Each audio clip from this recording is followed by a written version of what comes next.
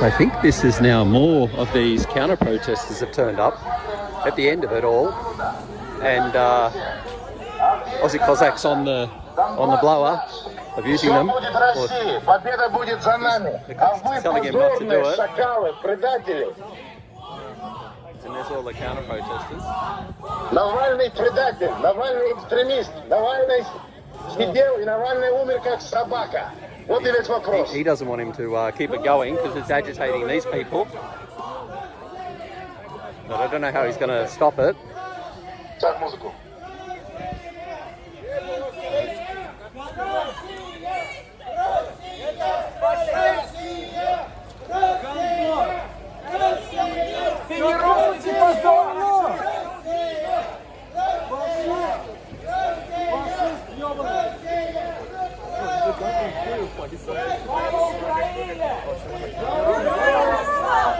Yeah, they've all just turned up at the last minute now, and the cops are having another. This cop, he's always very. Вы фашисты сраные! Убийцы! Убийцы детей! Убийцы детей! And they get through, and the cops are stopping them, and then here's the Russian guys on this side, or the other ones, the Aussie Cossack supporters. There's a bit of a standoff now. You've got the line down the middle here. Россия! Россия! Россия! Россия! Россия!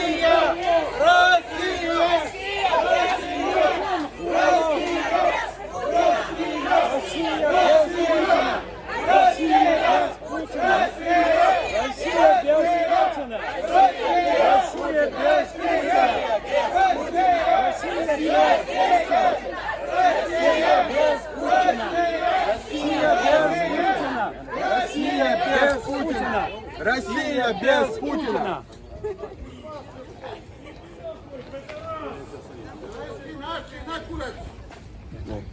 More cops coming in. Oh, here we go.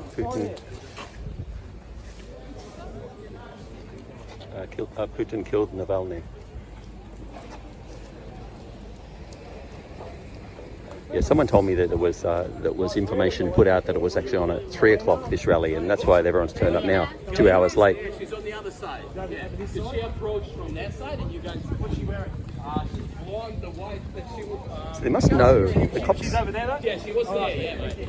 So the cops must know that that there is this counter protest. So they're moving up now too. So everyone else, all the rest has left, except these few guys are here still. Everyone else kind of left because it was all over. The sausages are cooked and eaten, and then now you got these ones coming in from this side. This guy in his Z shirt. Good luck. But there's more. So there's more and more of them turning up now. There's a whole bunch on this side now.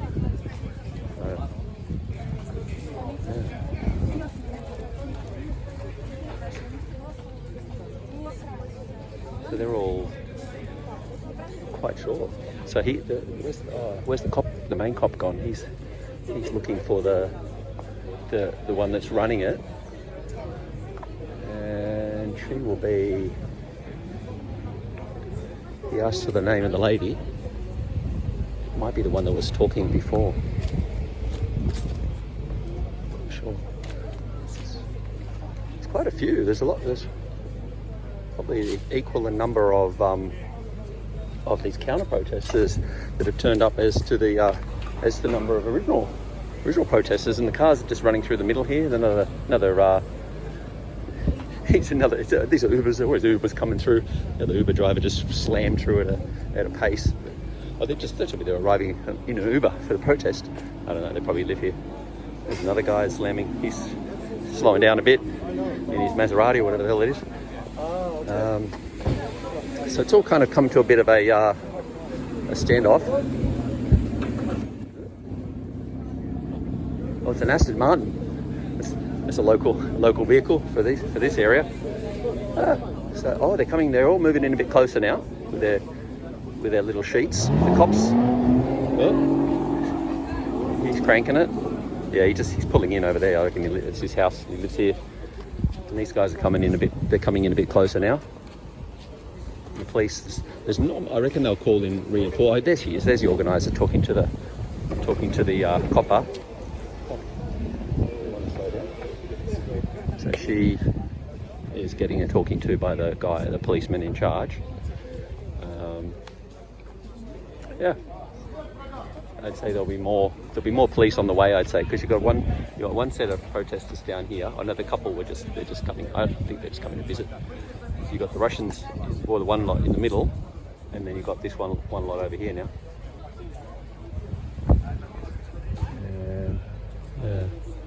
I'm not sure who these guys are.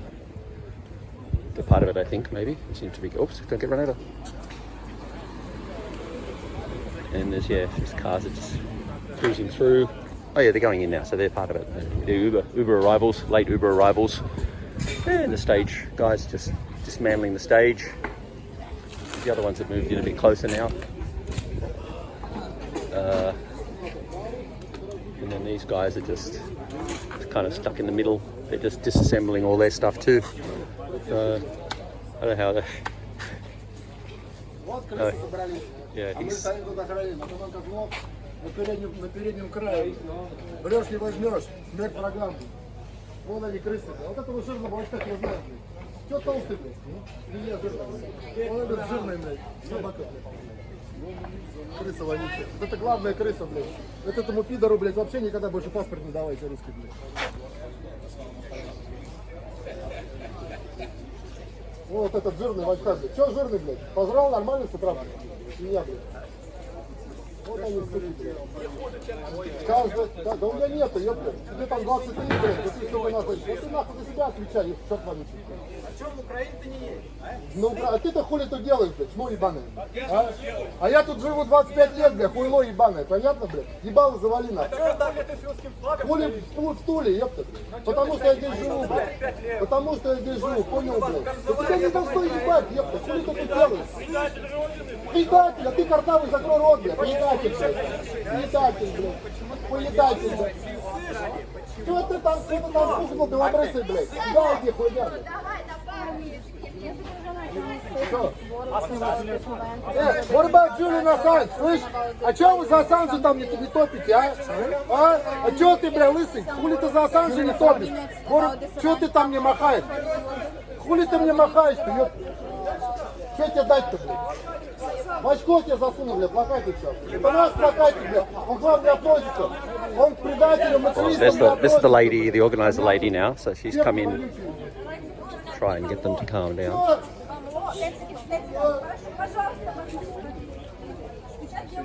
So she's just been spoken to by the cop, and now is being informing them what to do. Все, нахрен, развернулись, пошли нахер отсюда, черти ебаные. These guys are all kind of moving in a bit closer, so it's all getting a bit closer, and the cops are letting it get slightly. Oops. It's a bit hard when you don't speak the lingo. It's very hard to know what's getting said and what's going on. We're not obstructing you.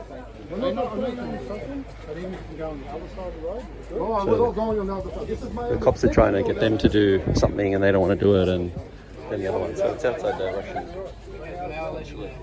Russia, and then Cossack, Aussie Cossack, Simone is in there somewhere in one of those rooms, probably looking down. What, fourth floor? 1, 2, 3, 4. Oh, okay. He never comes to the window. Oh, he's on the other side. That's why I never see him. Ah. So we go down there. 1, 2, third window on the other side. So the first floor, second floor, Second third floor, floor, fourth. second window. So this is the ground, then first, second, second, third. on the other side. Second on the other side. Okay, I'll try.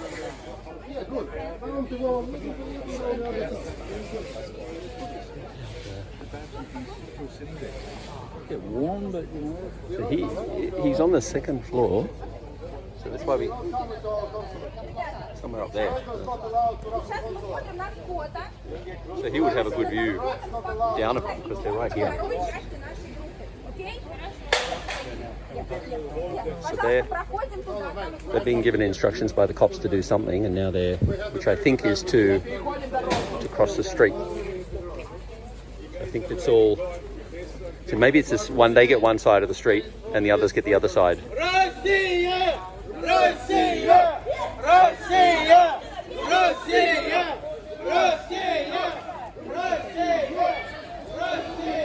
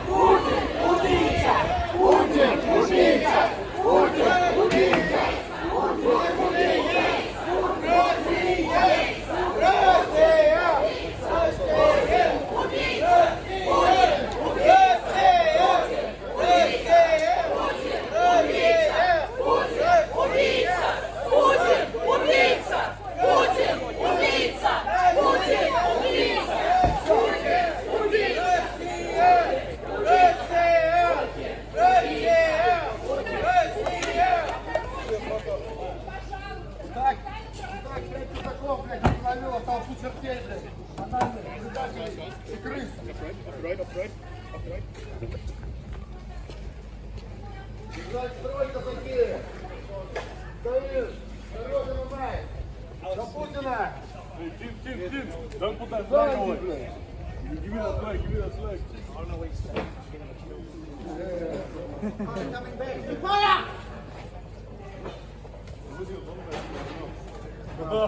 Vai, fica.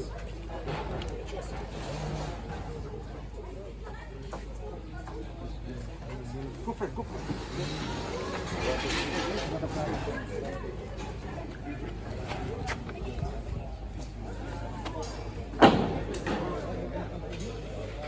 So, and there's always the combo of the New South Wales police and the federal police at these things, because it involves the embassy.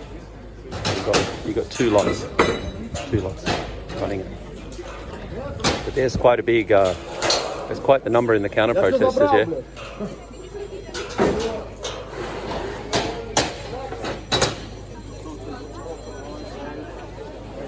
Cop's got a call coming in. The main cop. Yeah. Oh, sorry, mate. Yeah, brother. Of course.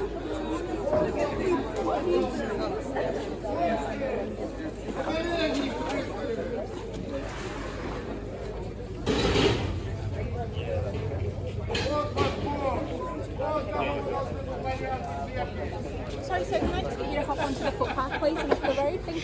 Sure.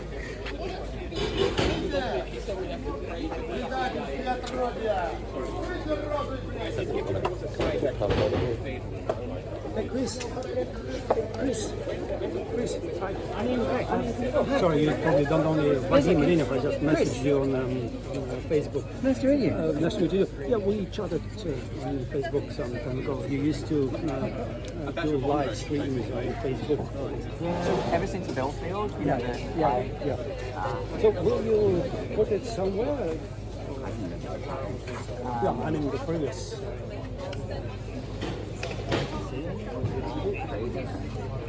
what I did enjoy doing, I am going to upload some still photos today.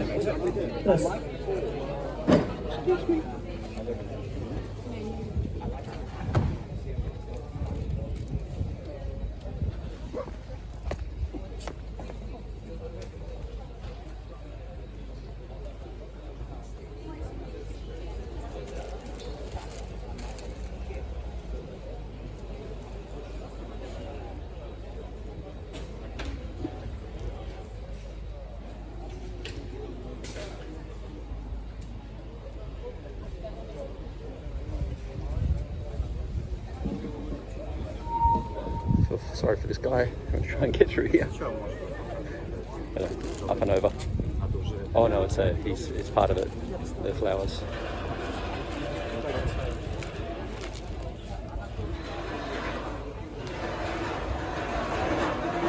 This truck's done a bit of damage to the grass here.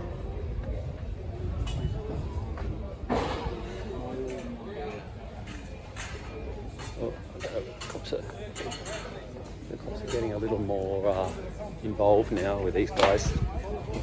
He's reading them the. Come on. That's another guy, probably.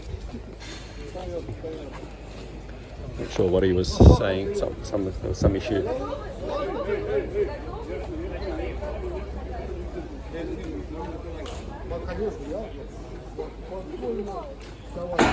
Давайте. Рассказывай. Что, вы спрашиваете? Да. Да, быстро. Рассказывай. Рассказывай. Мы поддерживаем Россию, поддерживаем нашего президента Путина Владимира Владимировича. Всегда, много лет. Я еще первый раз за него в армии голосовал в 98-99 году. Я старый. Да. Политика нашей страны сильная. Здесь мы делаем большие митинги, большие ралли в поддержку России, в поддержку Путина. А там, в далекой России, видели, что... Yeah, I'm just walking up to the Russian embassy, and it's just around the corner, but I saw this sign straight away, Stand with Israel against terrorism. There was another sign underneath which has been plastered over, so I'm not sure what that one said. We won't know, I guess.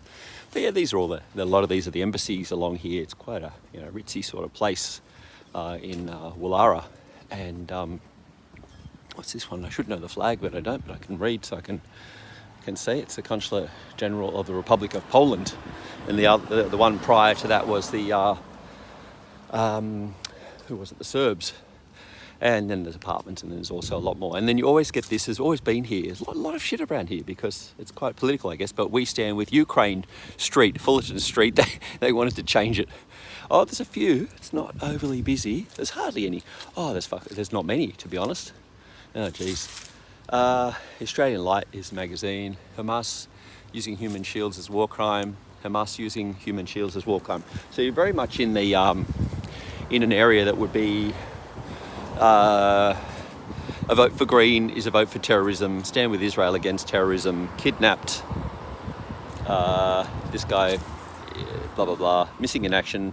Simone, also known as Fatnik Assange and Simple Simone, has both multiple Sydney court appearances and Russian armed forces mobilisation orders. Please call either Australian Federal Police or Alexei, whatever. And more. So this is all, I wonder if it's all been just put up fresh for today. And if Aussie Cossack knows it's here. And there's one more lot over here, so I'll have one more look. So I'm not sure who puts it all up, but it's all kind of very different from where I am usually around in the inner west, and it's all Palestine. Everything's Palestine. They're kidnapped, rape, torture and slaughtered, no resistance, it's terrorism, kidnapped. These ones are all kidnapped. So they've all stayed there. There's the cops there and their sign, bring him home. So more, all of these. And who's this? I thought that was Albo, but it's another kidnapped guy. Yeah, and then you come across the street. Oh, gotta get run over. And there's just not many people here compared to the previous. He hasn't had one on for a while. Sorry, I'll stop nattering because it's a bit boring just listening to me natter away. But there seems to be a fair bit of staging, and it's now 2 minutes past 12. So it's like, it started 2 minutes ago, and there's just hardly anyone here. So yeah, but prior to this, the earlier ones, the road was blocked, and it was reasonably good crowds. So I think it's just kind of, unfortunately, the freedom community has kind of dwindled away a little bit due to the, there's no mandates, there's no mask mandates, there's no COVID vaccine mandates, all this stuff that they were standing up against, I should say, is all finished now. So you got these, usually they're the Australian Federal Police. So you get, because this is a consular building, you get the feds. Not sure what this big white thing is here, but it's just, I don't know. There's a couple of media types here. Oh, it's a, here we go. Russia Putin 2024. I guess it's, I have no idea. Far out. It's quite gigantic. All the staging and everything. It's bigger than it's ever been. There's a free Assange. There's a mixture of a few lots of different people. So but it's massive stage. It's just gigantic staging. But there's not many here. So I wonder if it'll grow. Anyway, all right. There's not as many cops. There used to be heaps of cops, and it's just very different from how it used to be. Anyway, we'll see how she all goes. Department of Health, who would rather inject you with an experimental drug than recommend a bit of sunshine. But as discussed, my name is Ross Cameron. I'm here today in my capacity as one Australian citizen with an opinion. And I'm also a member of the Libertarian Party of New South Wales, and one of our saints, if you like, is John Stuart Mill. And in his book on liberty, he made the observation that if the whole world shared one opinion except for one man, the whole world would have no more right to censor and punish that one opinion than the one opinion would have the right to censor the whole world.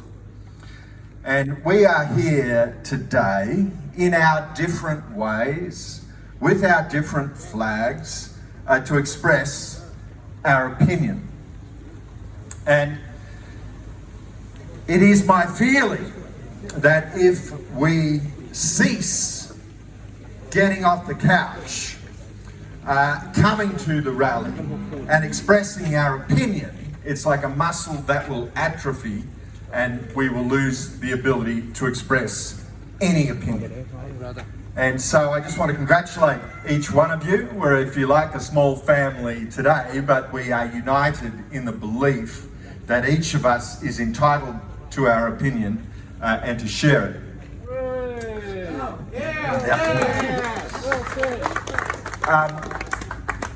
You know, I suppose, you know, we're here in some ways for different reasons. I see free Julian Assange as a cause which I entirely, wholeheartedly identify with. And I suppose it would be a little bit weak of me not to address what's taken place in the news over the last 24 hours with the news that an individual leader of the sort of nationalist sect, Alexei Navalny, has died in a Russian prison overnight. And it's not something I really wish to talk about, but since someone has said to me, well, in view of what happened, you know, overnight, how can you attend this event? And so I suppose I'm obligated to provide some sort of an answer. I will say to you that I oppose the censorship and incarceration of dissent, or peaceful dissent, anywhere in the world at any time. I simply note that when we look at the actual words of Alexei Navalny, we find a bloke who described the Russian citizens of the Caucasus, the Muslims and the Chechens, as insects who need to be exterminated. And Alexei Navalny, he's in a sense entitled to express his opinion, says that the Chechens are aggressive flies and that the Muslims are big cockroaches, that the appropriate response to a big fly, aggressive fly, is the fly swatter. The appropriate response to a cockroach is the slipper, and the appropriate response to Russian Muslims is a revolver.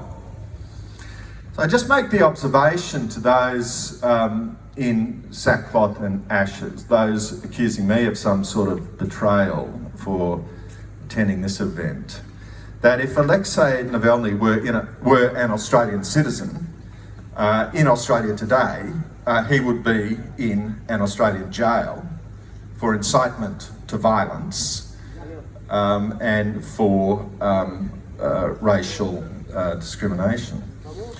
I note that the game of censorship, of locking up dissenters, is actually quite a competitive sport around the world, and I'm inclined to say those without sin should cast the first stone. If we were to ask in Australia, for example, Pauline Hanson, whether an Australian politician has ever been locked up for expressing an unpopular opinion, we would have to, as Australians, accept with some embarrassment that our government has been engaged in this sport.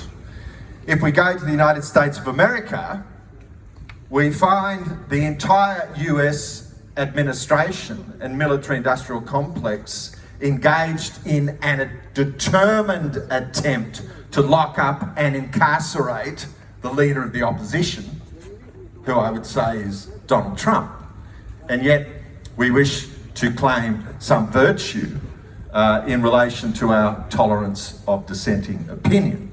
And then, of course, we go to the cause of the greatest single dissenter to the doctrine of permanent war, to the military-industrial complex, an Australian journalist who, to my knowledge, has never, ever published a lie. After 10 million documents, we find the Australian government, the government of the United Kingdom, and the government of the United States engaged in a 10-year campaign to keep him incarcerated, now in Belmarsh prison, has been deprived of sunlight and vitamin D for a decade, and we wish to puff out our chest and say we have got a strong commitment to freedom of opinion and the right to dissent.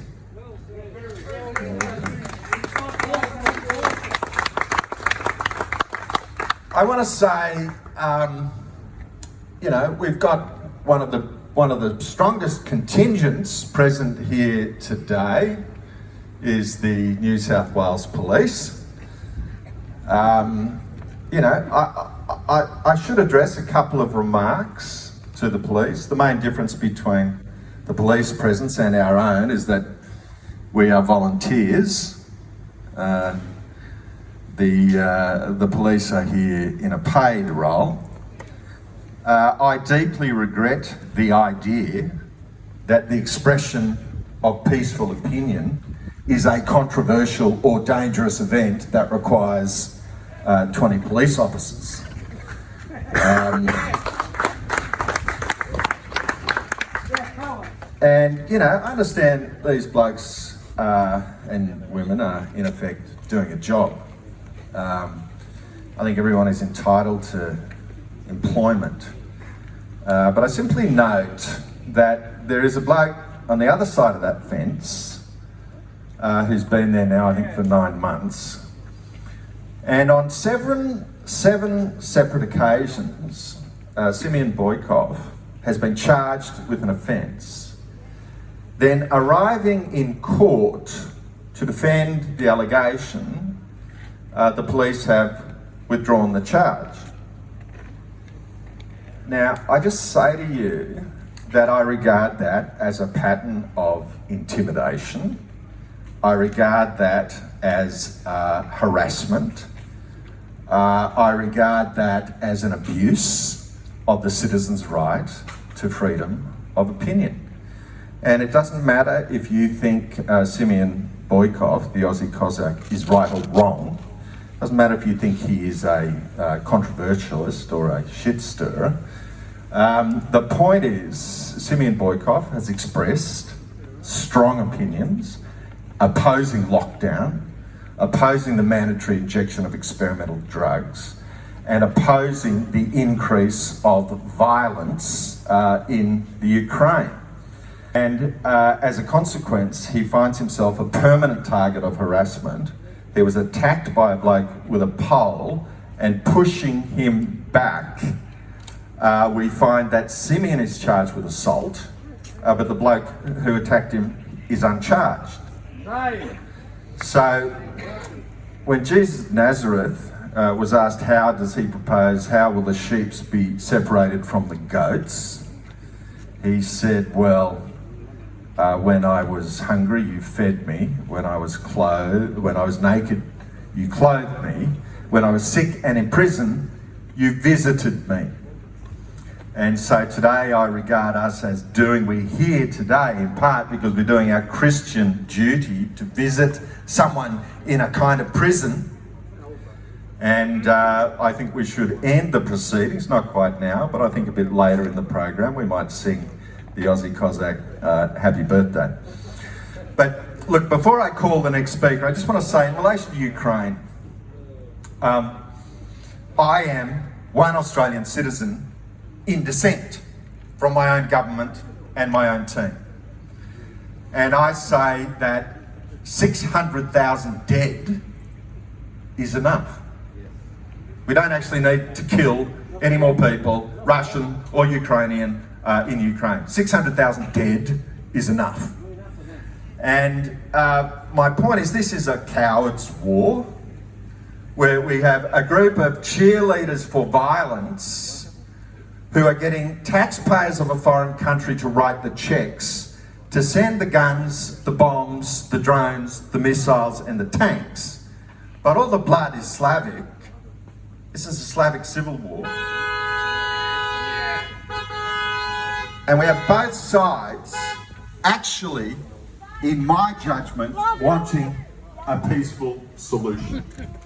And here we have Boris Johnson flying around the world to extend the violence. Fuck Putin! Fuck Putin! Fuck Putin! Fuck Putin! Fuck Putin! Guys, the booster station's over there. Go grab your package. Fuck Putin! Fuck Putin! Fuck Putin! 7 days a week. So, ladies and gentlemen, I'm now going to introduce simply one more Australian citizen with an opinion. His name is Adrian McCrae. He's an old Australian family, a bloke from out west of Dubbo, but has flown here today from Perth. He's a supporter of good causes, and in my judgment, his opinion is worth hearing. So please welcome Adrian McCrae.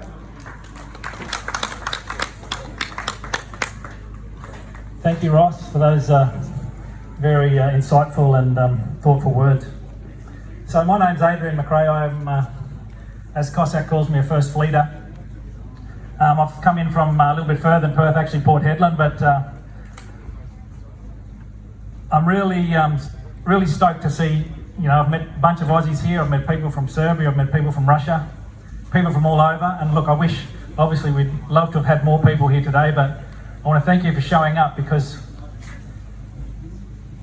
it doesn't matter if we came here 200 years ago in chains on boats, or we came here in the last 5 years on a plane. I'm no more Aussie than anyone here. We're all Aussie, and I think the most un-Australian thing that anyone can do is tell you that you can't be proud of your heritage. I'm proud of my convict heritage, I'm proud of my Irish heritage, I'm proud of my German, English, I'm proud of all my heritage. And I really want Russians, whether you're here today or you're around Australia or wherever you are in the world, to be proud of what your country stands for, especially at this time of craziness happening all around the world, where we have Christian, conservative, family, moral, ethical values being aggressively whitewashed and thrown to the curb. And yet we have one strong, thankfully, a superpower nation that still stands for all those wonderful values that our forefathers and our ancestors fought and died wars to keep. So thank you all very much for coming today.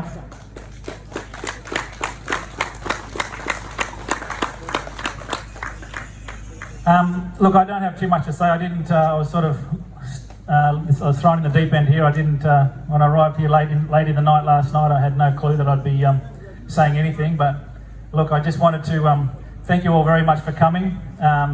Thank you to Ross for officiating. I certainly don't have his way with words, but yeah, look, we're under attack. We've got the freedom movement's had its ups and downs for the last four and 5 years, as you all know, through the COVID shenanigans and now into the wars and the endless wars.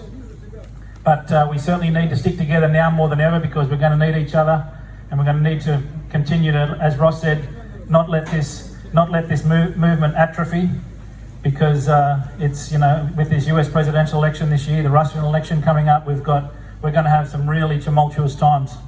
Now, I would also like to reiterate what Ross mentioned. Obviously, the situation with Navalny in the jails in Russia. Of course, it's horrible timing, but it's funny the world's media's jumped on that so aggressively while we've got our own Australian publisher and journalist, Julian Assange, who's been rotting away for now just on 13 years in embassies and now in the most high security penitentiary in the UK. And only in a few weeks we find out whether he gets shipped off to America to face 175 years in jail for telling the truth.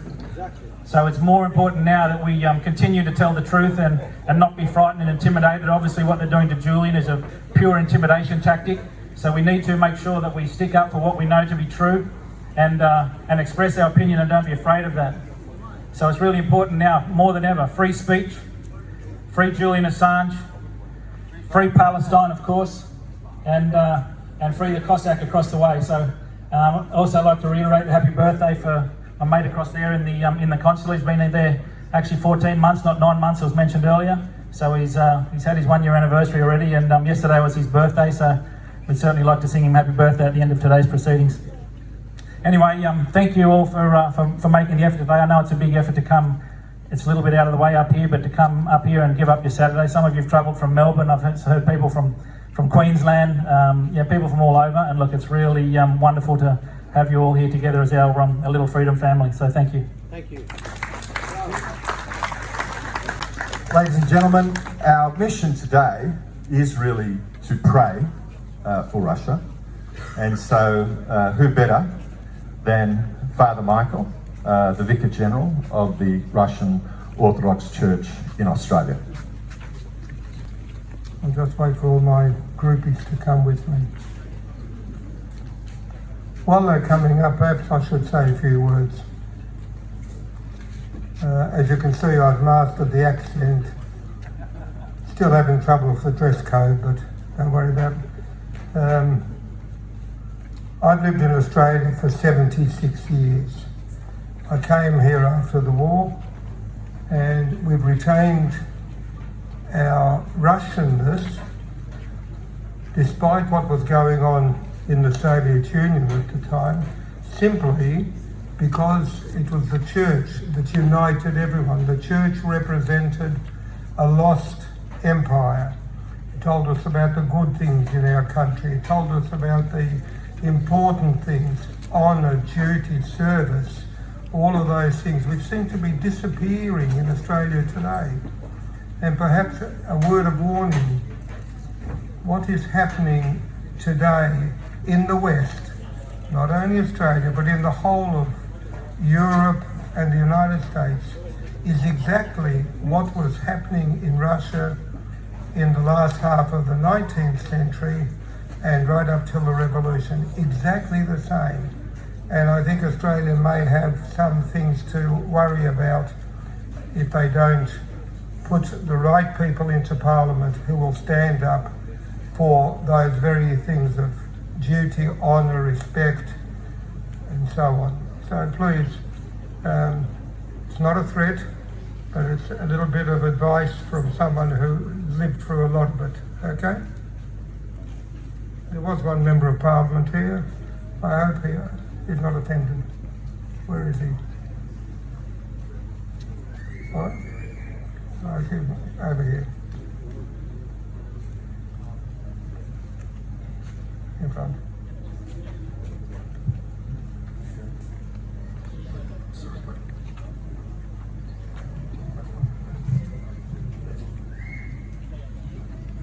Благослови, Владыко.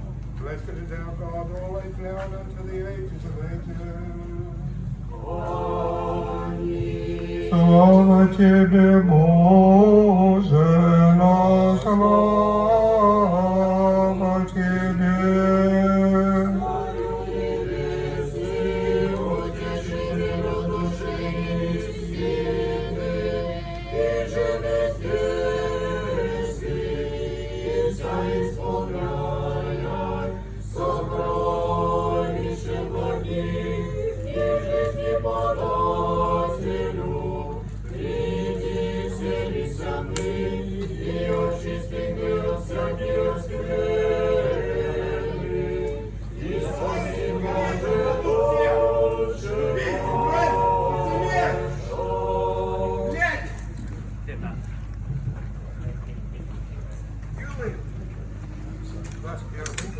Благослови, Бог Господь, явися нам.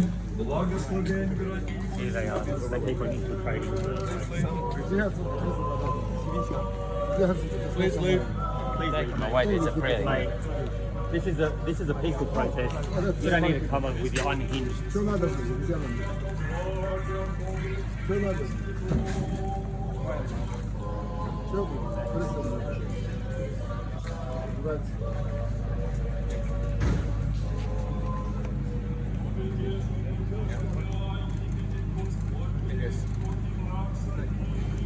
These people are fucking hypocrites. Just to let you know I'm recording you, okay? My name's Adrian McCrae.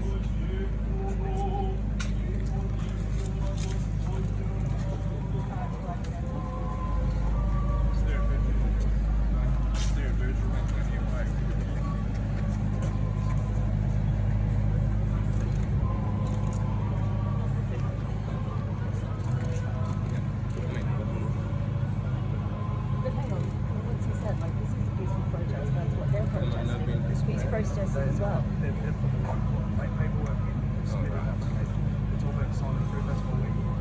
But so what? Like, I mean, we're just protesting against what they're protesting. What, we have to submit an application for that too. You have to submit an application to like contest the protest. Come here. Come over here. Can I see the?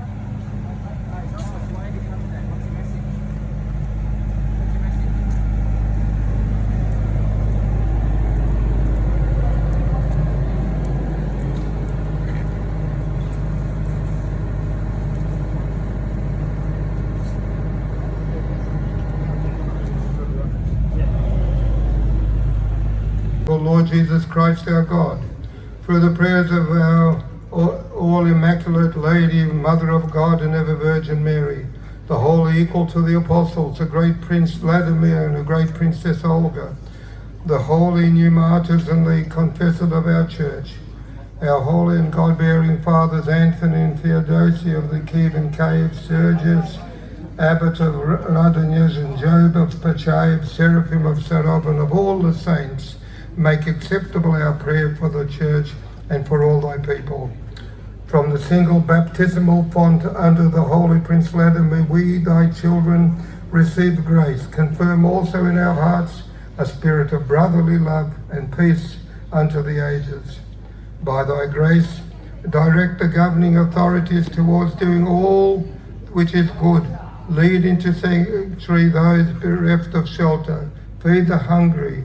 Strengthen and heal the ailing and the suffering, and grant good hope and consolation to all those in troubles and sorrows, and unto those deprived of life bestow forgiveness of sins and blessed repose.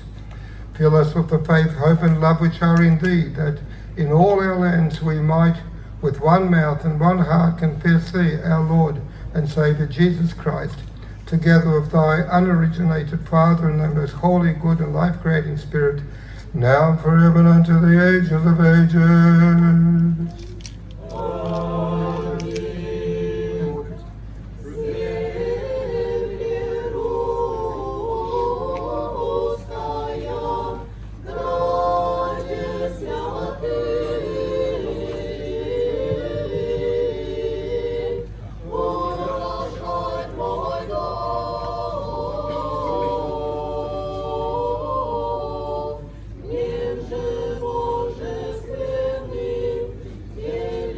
Błogosław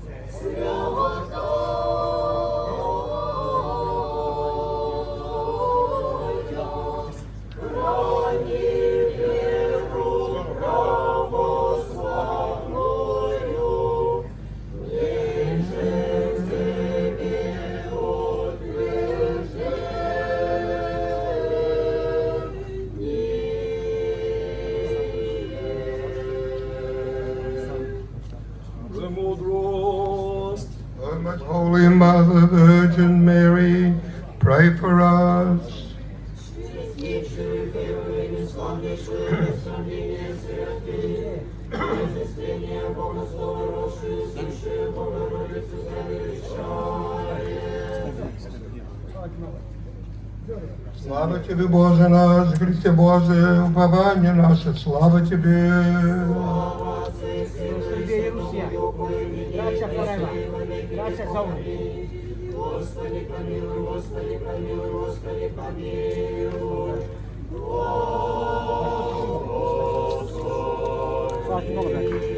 May Christ, our true God, for the intercessions of His most pure Mother, of the holy and God-bearing fathers, and of all the saints, have mercy upon us and save us, for He is good and He loveth mankind.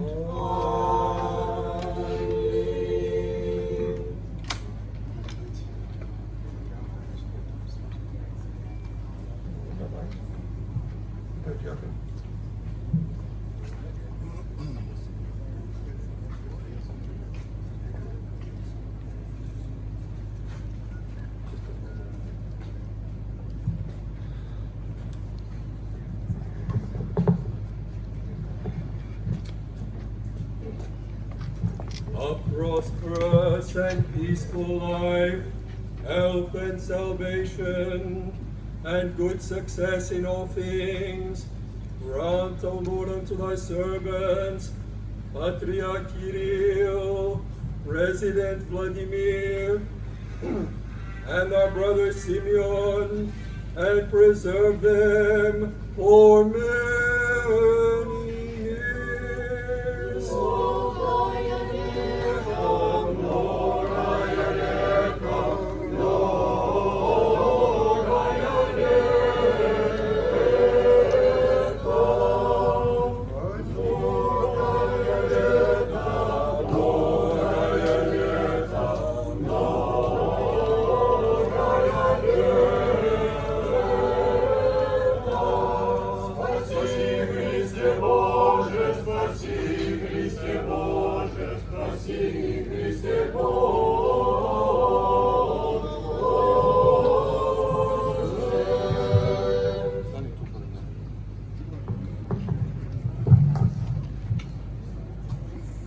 Brothers and sisters, our most reverend fathers and the mothers, the nuns that are here today. This is the Aussie Cossack speaking, Simeon Boikov from within the consulate. Great to see you all here today. Great to see you. Let's have a big cheer for each other.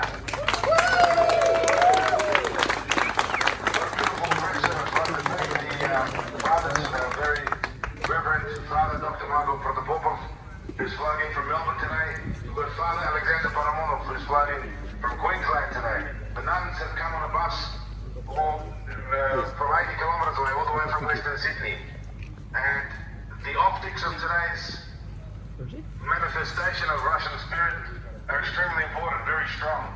Because as you know, as you all know, as you're looking around, you can tell, you can see, this is what Russia needs. Russia needs the support, but there aren't many in the West who are willing to put their hand up and stand with Russia. So a big round of applause to everyone here attending and a big cheer for your bravery, for your strength, for your courage. And you're amongst friends, you're amongst good people. We have a 92-year-old nun who's managed to come here today. Her name is Mati Evdokia. Mati Evdokia, a big round of applause for the 92-year-old nun, Mati Evdokia. There are a grown man sitting at home today who should be standing up for Russia, who should be standing up for freedom, who should be standing up for Assange, who should be standing up, but they're not, because they're afraid. But the children here today singing the prayers are not afraid, the nuns are not afraid, the priests are not afraid, and I say thank you to the priests for leading the prayer today. Thank you to Mr. Ross Cameron, the Honourable Ross Cameron, former Member of Parliament, leader of the Libertarians, for officiating today's ceremony. I want to say thank you to Adrian McCrae from Western Australia, who is a man who stands for freedom and fights for freedom. And we have a good crew of people here today. Now, there may be smaller numbers than the usual rallies which we had in the vaccines days and the lockdowns, but today's video reports and images, news reports of today's event, this manifestation of Russian spirit, will be watched by the President Vladimir Putin himself. Let's have a cheer for Vladimir Putin, the President of Russia. The video today will be watched by the Russian people in Russia, on the Russian news, on the main channels of Russia. The soldiers on the front line will be watching this. The Russian people at home will be watching this, and it's very important that they know that they have support in Australia. There are many Australians here today. Put your hand up if you're an Australian, if you're not Russian and you're here. Look around, look how many Australians are in the crowd. Look at that, look at all these proud, great Australians who are not afraid to hold the Russian flag, or not afraid to come to the Russian consulate. These are Aussies. I just want to say, shame on those Russians who are sitting at home afraid. Of course, not the women and children. We don't expect them to, but there are plenty of men here in Sydney who should be here. But it takes guts to do what you're doing, and you should be very proud of yourself. Look around, you're amongst good friends, you're amongst good people, and you're led by good people. You're led today by the very Reverend Dr. Father Michael Protopopov, who is an Order of Australia medal holder and the Order of Friendship holder from the Russian Federation. And we again thank Father Michael for his spiritual leadership today, and thank Bishop George of Australia for his blessing to have a prayer for Russia, to have a prayer for Russia's victory. And we observed a fanatical Ukraine Nazi supporter trying to interrupt the prayer. What a disgrace. The people are praying, the children are praying, and they tried to interrupt the prayer. Well, it just shows you who the good guys are. It's very clear, the optics of that. And those people who tried to interrupt prayer, these are the same type of Nazis in Ukraine, the Zelensky regime, who interrupt church services, who storm the church, who attack the Orthodox Church in Ukraine. So these, the optics of today's manifestation of Russian spirit, which is 31 days before the Russian election, very important. You guys have done an excellent job for attending here today, and what a great lineup of volunteers. We've got plenty of infrastructure deployed today, thanks to people like Adrian McCrae and others of the volunteer team, thanks to Michael and Alex and everybody. So there's a big barbecue there. I want to thank everyone, and look, we are in Australia, and we do love Australia also. So what we're going to do is we're going to start today's manifestation with the Australian anthem, and to sing the Australian anthem, I'd like to invite to the stage a special singer that we have. She's very talented. She's flown in from Adelaide today. Her name is Anna. A warm round of applause for Anna to sing the Australian anthem. And step forward, come right up to the stage, guys. Come out of the shade so we can see you all here. And a round of applause for Anna.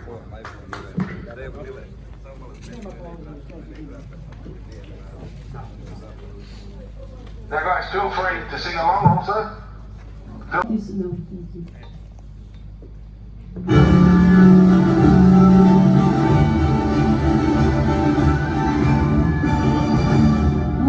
Australians, all let us rejoice, for we are one and free. With gold and soil and wealth for toil, our home is not by sea. Our land abounds in nature's gifts of beauty, rich and rare.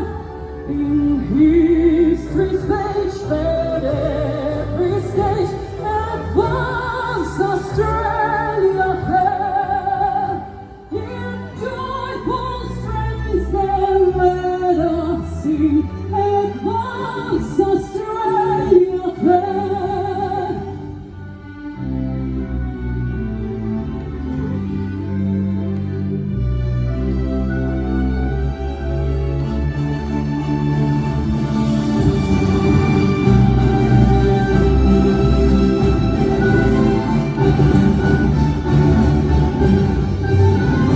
Beneath our radiance of the cross, we'll toil with hearts and hands to make this commonwealth of us renowned of all their lands.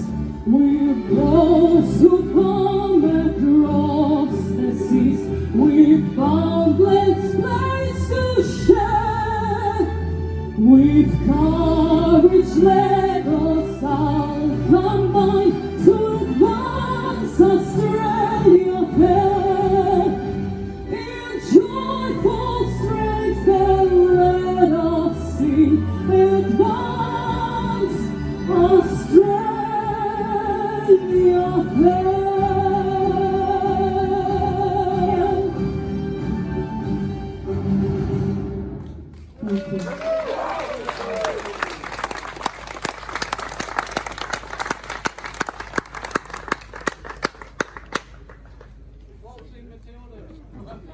Yeah, I have waltzing Matilda too.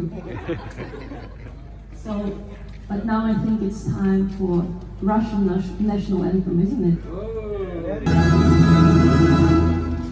Россия, священная наша держава, Россия, любимая наша страна, могучая воля, великая слава, твое достояние на все времена. Славься, Отечество, наше свободное, братских народах союз вековой, предками данная мудрость народная. Славься, страна, мы гордимся тобой. Широкий простор для мечты, для жизни, грядущие нам открывают года. Нам силу дает наша верность отчизне. Так было, так есть и так будет всегда. Славься, Отечество, наше свободное, братских народов союз вековой, предками данная мудрость народная. Славься, страна, мы гордимся тобой.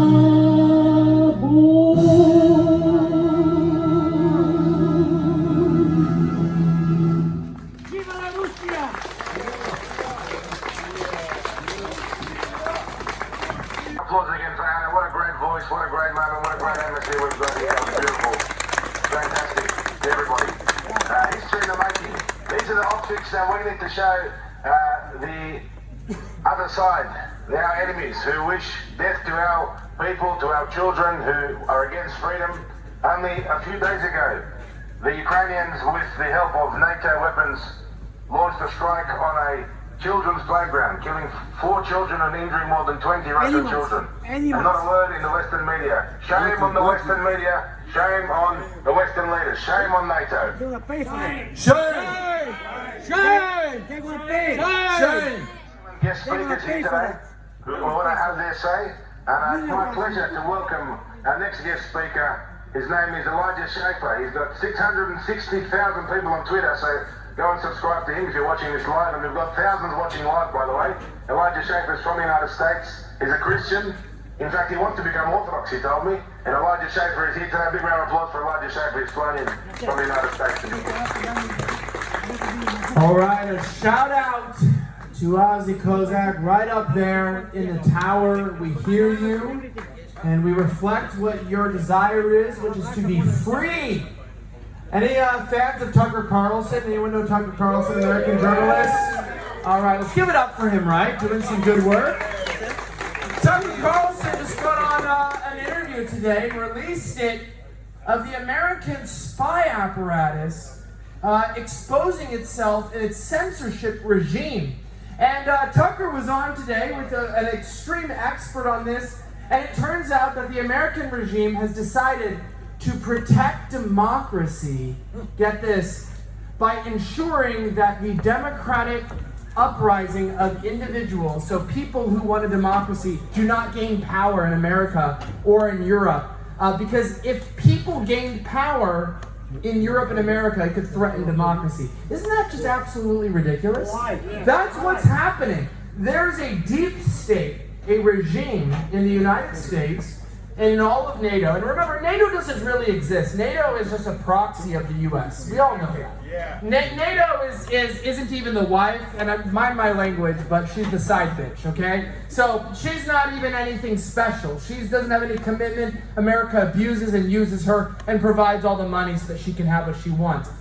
But it turns out this entire time since 2016 is that the United States and NATO regime is using billions of taxpayer dollars to silence individuals who are uprising in European countries, in states across America, because they've had enough of the anti-Russian, anti-China, anti-North Korean boogeyman that continues to exist. Americans want peace.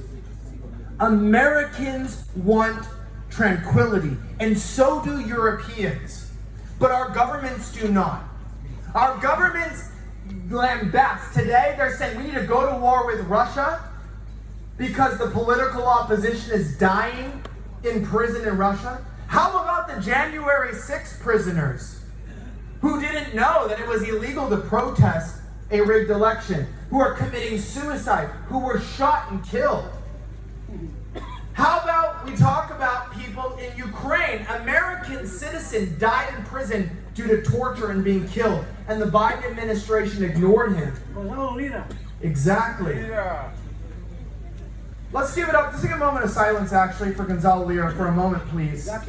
If we can, let's take a moment here. Let's be silent for those who have lost their lives fighting the corrupt globalist regime. Hundreds of journalists.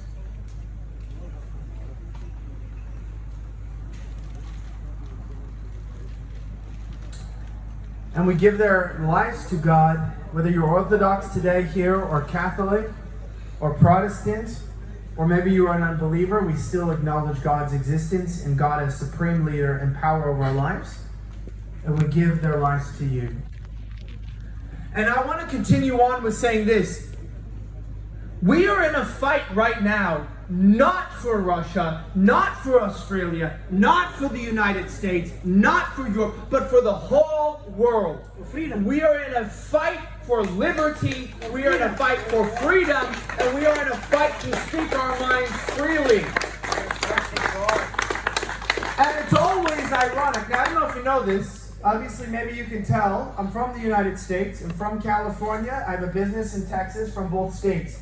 But the ironic thing is continually I hear, Russia is bad. Russia is bad because they jail political opposition. Russia is bad. I heard this was on our news, because they didn't let women become topless in a church, right? Russia is bad because their elections are rigged. And I think, can we look in the mirror for a second here? Can we realize the fact that Trump should be the sitting president of the United States, but he was kept out of office by a deep state regime that rigged an election? They told us, you're crazy, you're crazy, you're crazy. And now they boast about it, they admit it, they laugh about it, they mock us. So how can we trust a regime that would screw over their own people, screw over their own nation, stab their own citizens in the back, to give us an accurate representation of Putin? And I think that's the most insane thing. Tucker was in Russia, and he went to a grocery store. Here's what's funny. He bought groceries, and he mentioned it only cost about $100 US. Now, the American media was quick to point out, oh, Russia's a Putin propagandist. You know, he's trying to say that groceries only cost $100, but the $100 is a much bigger expense of the budget of Russians than Americans, because they make a lower budget. And I said, whoa, whoa, whoa, whoa, whoa. Can we not distract from this? Tucker wasn't saying that Russians made the same money as certain European countries or Australia. What he said was this, that the Western Alliance has made it seem like sanctions were going to stop Russia, as in the West could control Russia. They wanted to make it seem like the West could stop Russians from eating, could starve them like they're currently doing the citizens of Gaza. Like they could cut off their electricity. And whether or not the United States, we know they bombed the Nord Stream pipeline, that's confirmed. Whether they cut off the energy, the truth is that Russians are not suffering. Maybe they can't buy cheap crap from the West that was made in Indonesia and sold at Switzerland prices, but for the most part, Russia is in a good position. And that's when you realize that what we are fighting against, we are not fighting Americans versus Russians like the Cold War. We are not fighting Australians and NATO versus the Russian Putin regime, as they say.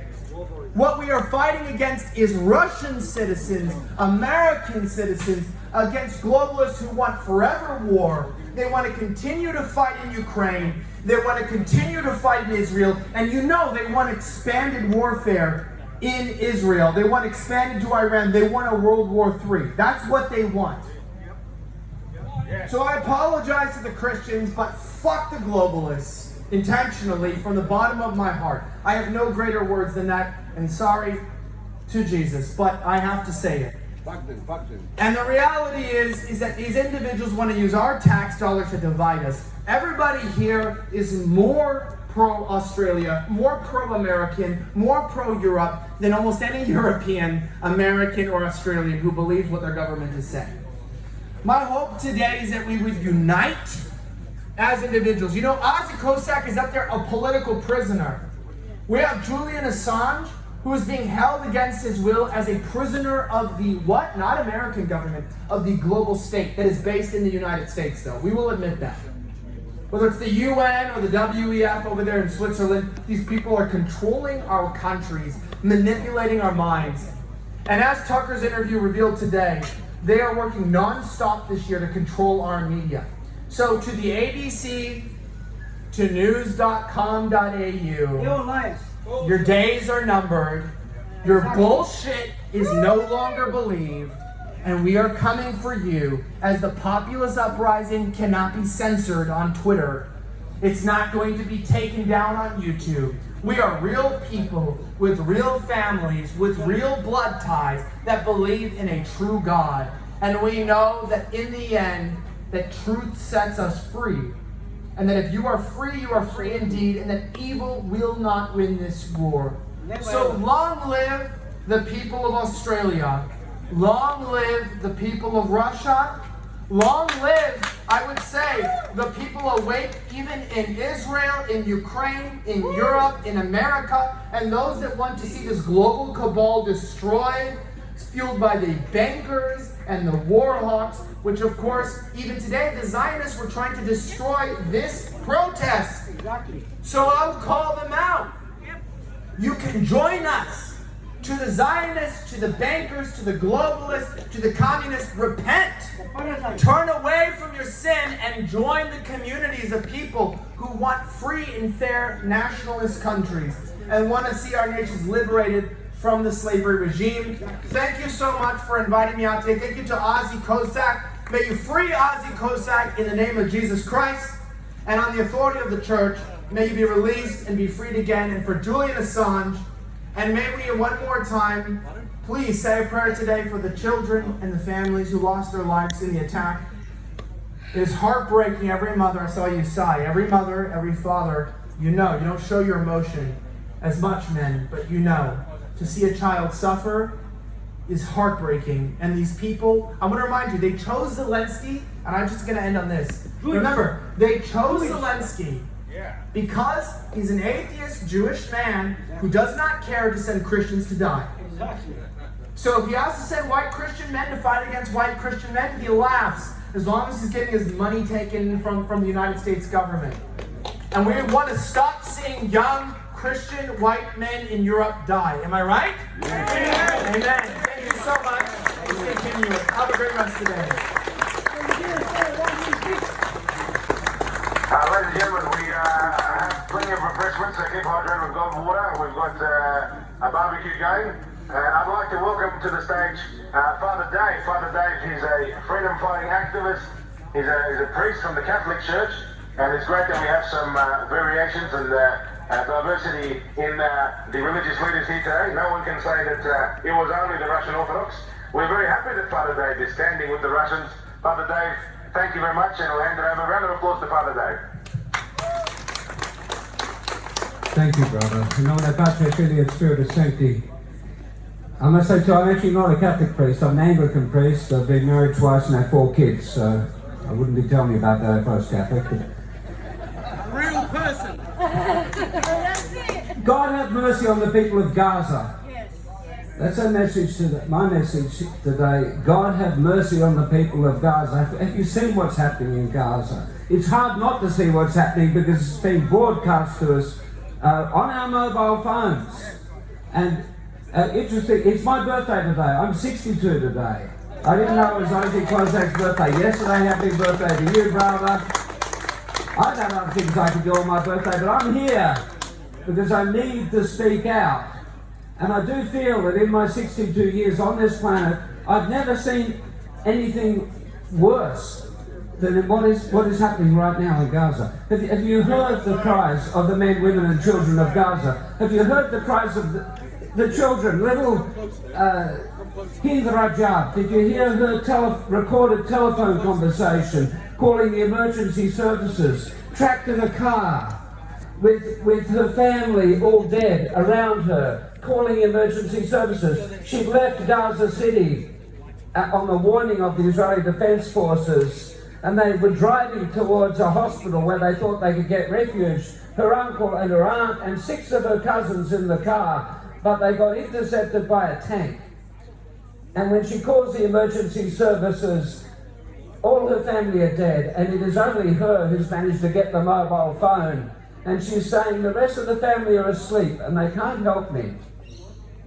Poor little girl. And all the time, and the Red Crescent try to get through, and eventually they get permission and they send an ambulance through, and it looks like those people were killed anyway. The little girl and the ambulance, the 2 ambulance drivers, they haven't been heard from since. And we heard these cries. It's not difficult, it's being streamed to our mobile phones. This is a different kind of genocide.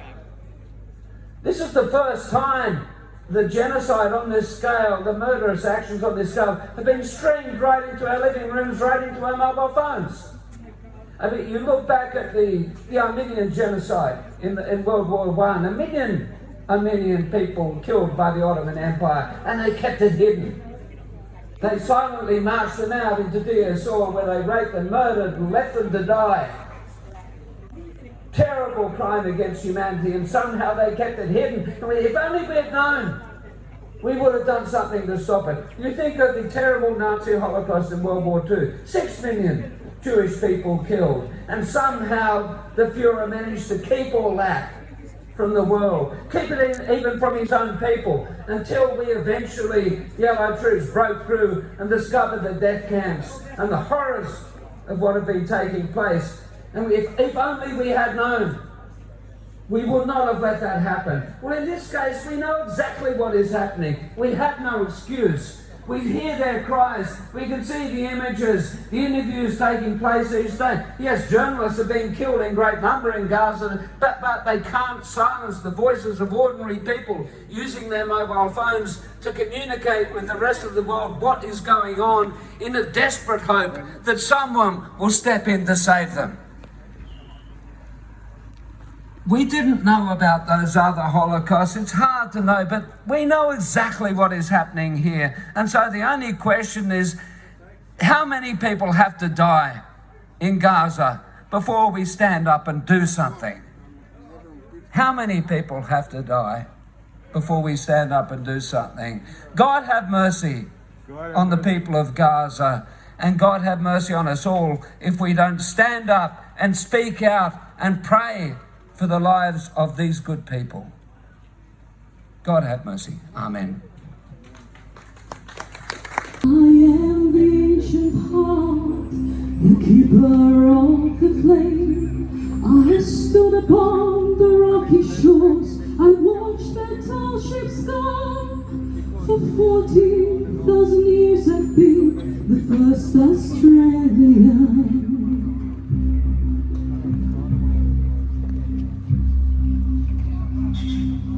I came upon the prison ship, bowed down but I am chains. I fought the land, endured the lash, and waited for the rains. I'm a settler, I'm a farmer's wife, on a dry and barren ground. A convict, then a free man, I became Australian.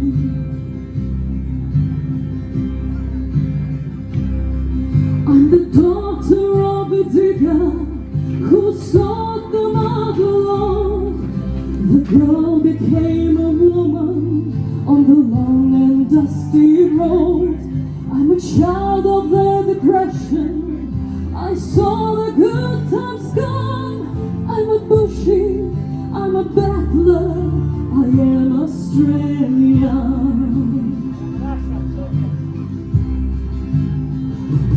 We are one, but we are many, and from all the lands on earth we come. We'll share a dream and sing with one voice.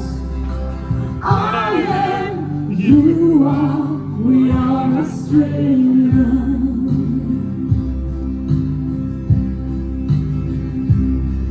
I'm a teller of stories, I'm a singer of songs. I'm a Malden, I'm a Chira, and I paint their ghostly gowns. I'm Clancy on his horse, I'm not Kelly around. I'm the one who walks Matilda, I am Australian.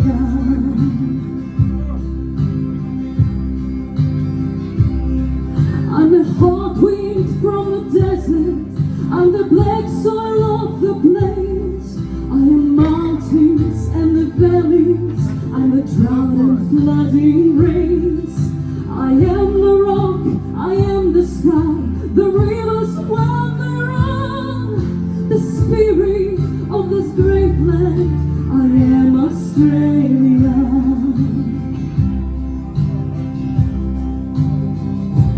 We are one, but we are many, and from all the lands on earth we come.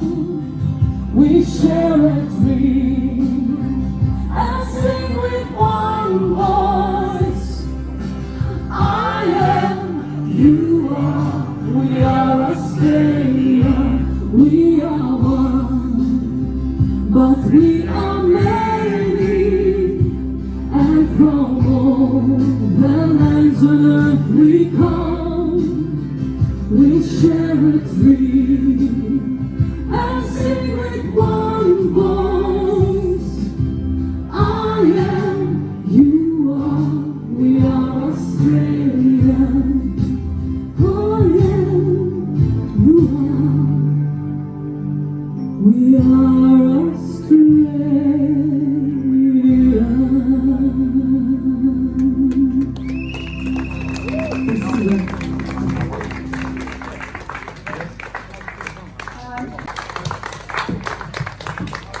I didn't actually speak actually, but I love Aussie Cossack and being in a few of these rallies. So how am I going to follow such great speakers? I mean, really. And that last song left me in tears. I've been here 40 years, and I love Australia. And I'll tell you what, 20 years ago it started changing. It's not the Australia it used to be. We had such a beautiful country. And you know what unites? I'll talk about the unifying principle today, okay? What we have today in this group of people here protesting is a unifying principle. Everybody talks about wanting the truth and being upset because the Australian government the police, and various hidden forces are suppressing the truth.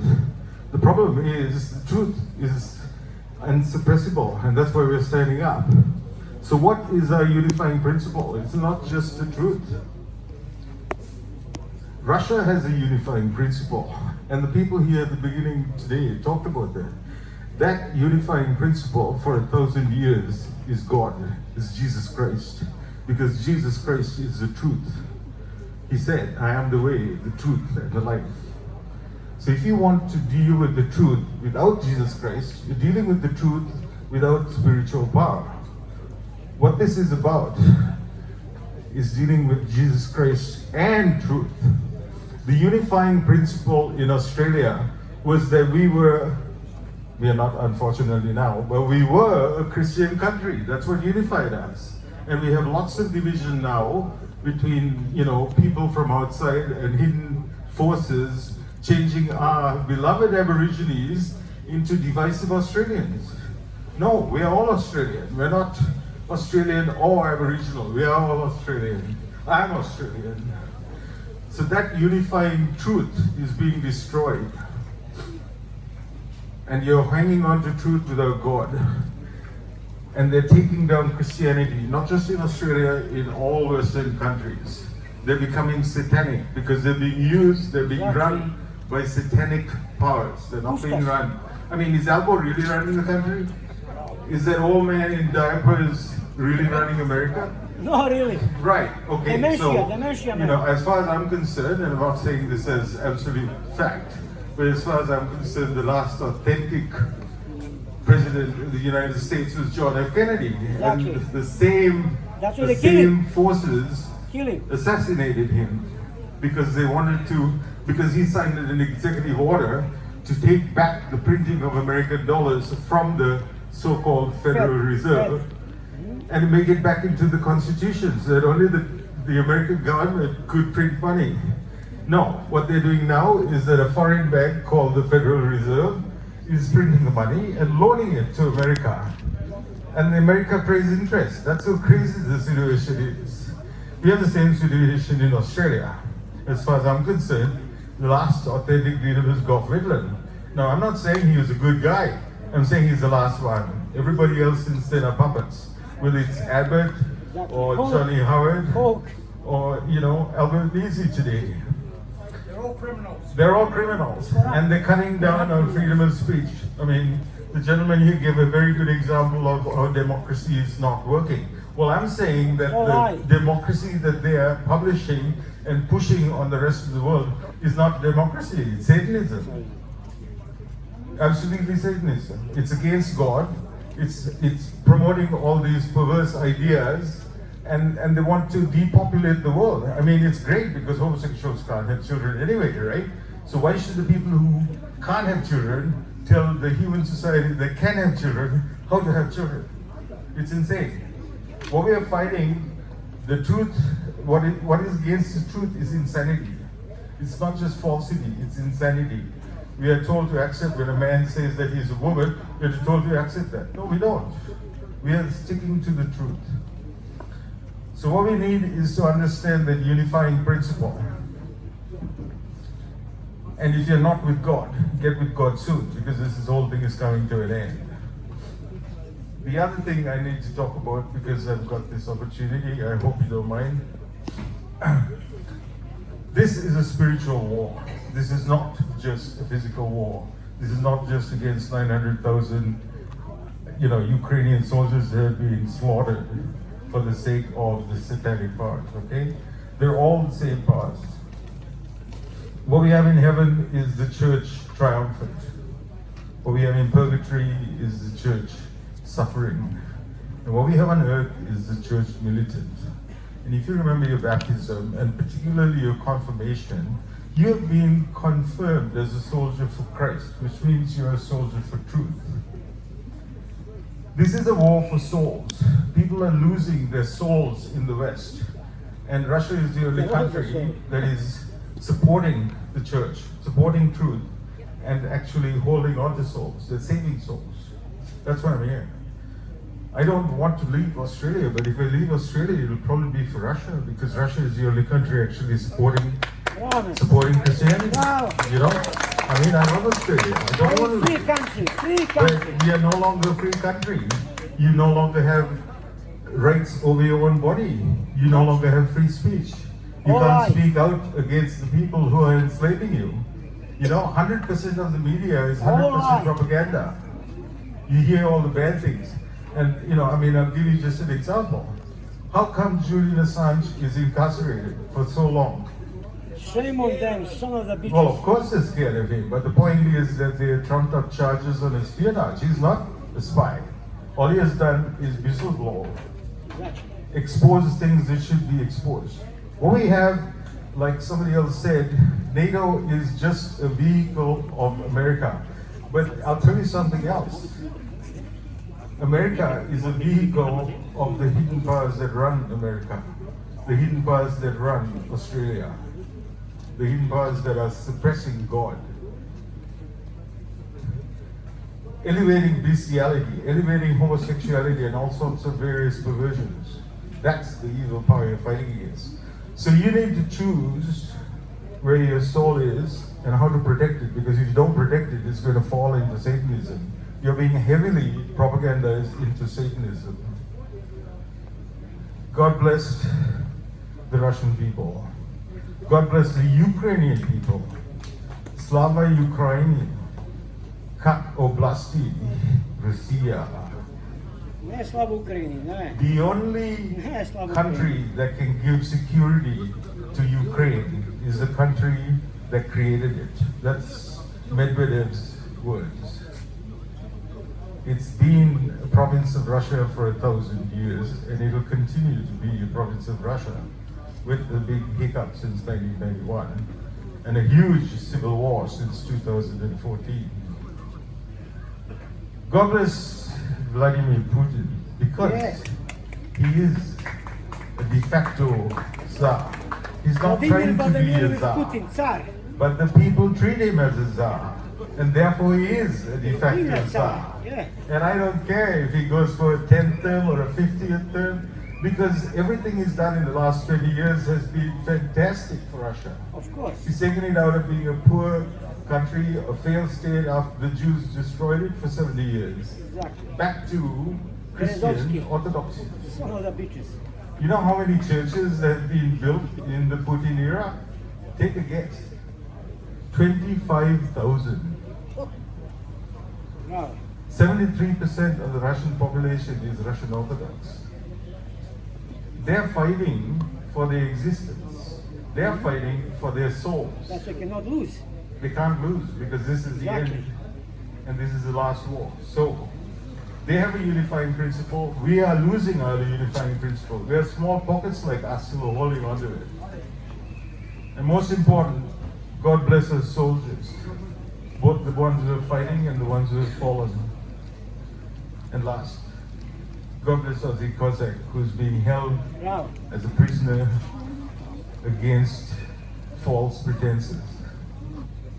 Thank you.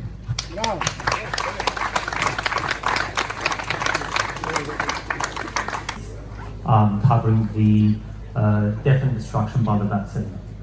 But before I touch on that and share some numbers with you, because now we've got plenty of data to prove it was neither safe nor effective, let me tell you about my background. I'm a migrant, born in the civil war in Beirut, migrated to this great country, and this is my home, and I will defend it to my last breath. My father, a 40-year veteran of the Lebanese army, told me to protect this country at all costs. Now, as a person that's actually been across what's unfolding around the world for the last 20 years, I wanted to shed some light, and this is going to be very interesting for you, okay? I'm going to take you back to 9/11 and how things started from there. I'm not going to go into too much detail, but something very interesting happened 10 days after 9/11. I'm going to play this clip in just a moment. You're going to hear it directly from the horse's mouth. America decided to destroy 7 countries in 5 years. And you're going to understand why Putin plays a role in this, not to destroy, to defend the Middle East. So let me explain to you, if you don't mind playing. This is General Wesley Clark 10 days after 9/11.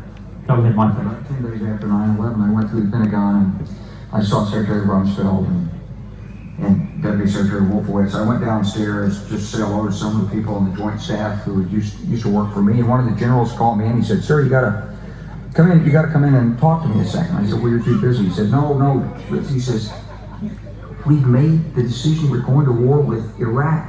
This was on or about the 20th of September. I said, "We're going to war with Iraq. Why?"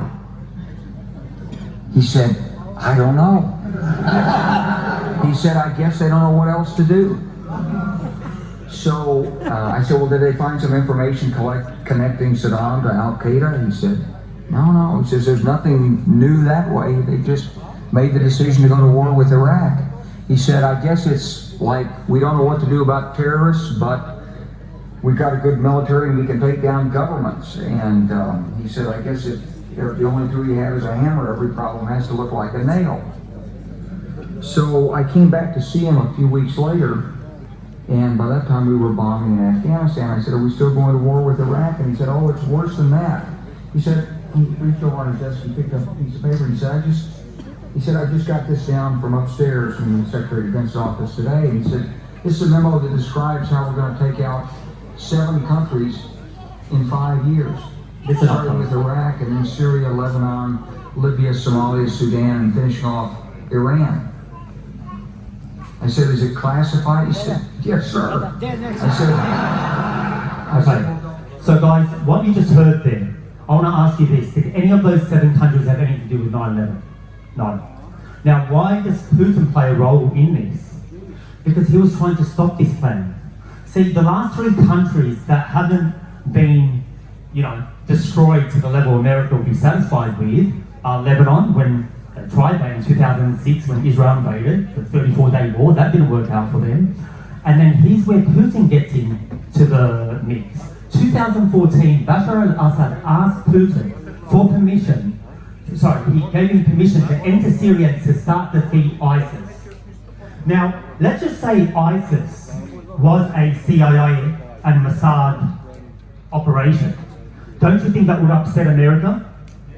Don't you think they're going to find a way to kind of get back at Bashar al-Assad and Putin? So guess what they did? They contacted Malcolm Turnbull at the time, and you guys can look this up, it's in mainstream media, and they said, "Malcolm Turnbull, can you bomb an ISIS location in Syria?" Do you honestly think that was an ISIS location? It wasn't. They killed 120 Syrian army soldiers. At that time, Obama realised he had no choice. He had egg on his face. He couldn't tell the world that, hey, we're funding ISIS. America's media have come out and said it's called the Free Syrian Army. They just rebranded it. So why is this date important? Because after Obama had egg on his face, he went into Ukraine, removed a democratically elected leader, installed a puppet, and bombed the Donbass region for close to 10 years with at least 15,000 casualties. And the media would have you to believe that Putin is the aggressor. Putin made a point very clear, and I've covered this.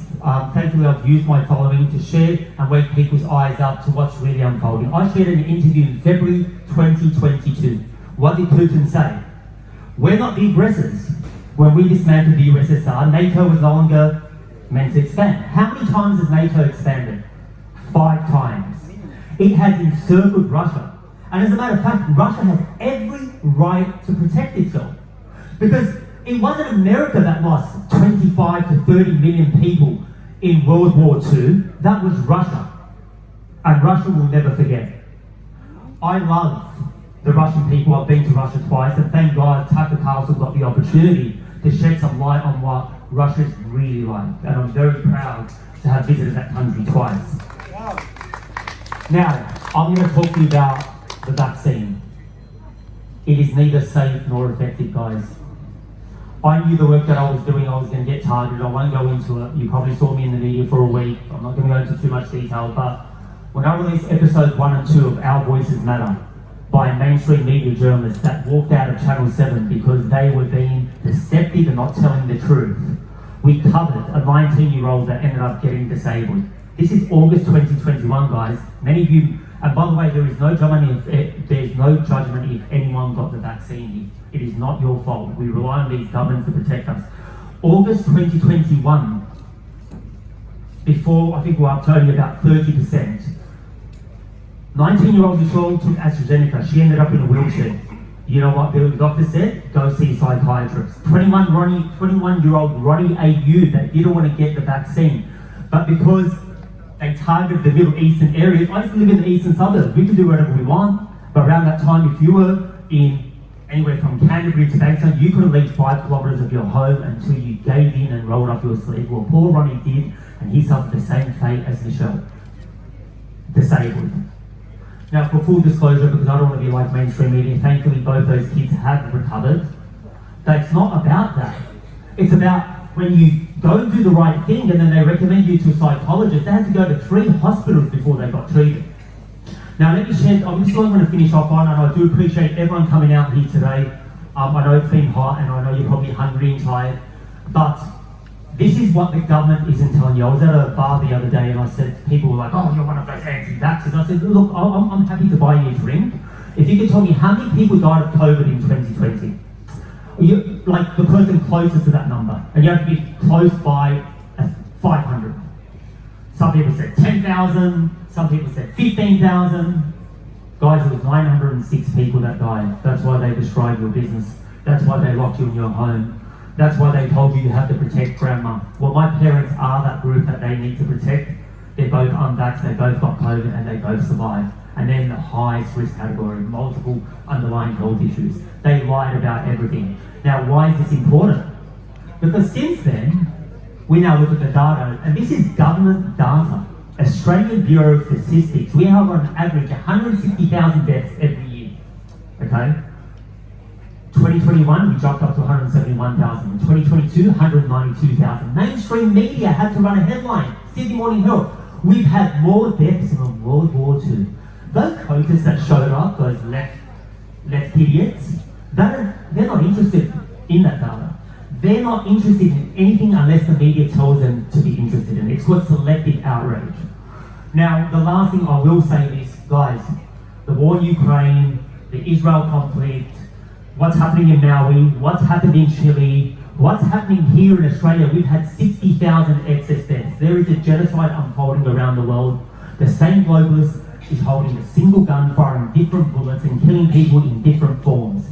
Just because we're not seeing the deaths plastered all over the media, like what we're seeing in Palestine, it doesn't mean we haven't had 60,000 people die here in Australia. And you know what? Our government officials who are compromised refuse to investigate it. Guys, Simeon, thank you so much, my brother. Thank you very much, guys.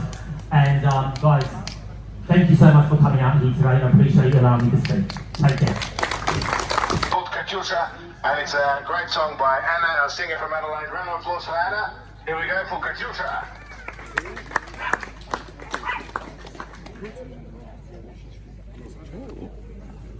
Right next to the drive.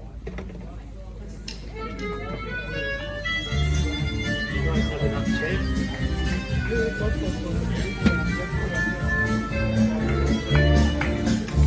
Цветали яблони и груши, поплыли туман над рекой. Выходила на берег Катюша, на высокий берег, на крутой. Выходила на берег Катюша, на высокий берег, на крутой. Выходила, песню заводила, про степного сизого, про того, которого любила, про того, чьи письма берегла, про того, которого любила, про того, чьи письма берегла. Ой, ты песня, песенка девичья, ты лети за ясным солнцем вслед, и пойду на дальнем пограничье от Катюши передать привет. И пойду на дальнем пограничье от Катюши передать привет. Пусть он вспомнит девушку простую, пусть услышит, как вдвоем. Пусть он землю бережет родную, а любовь Катюша сбережет. Пусть он землю бережет родную, а любовь Катюша сбережет.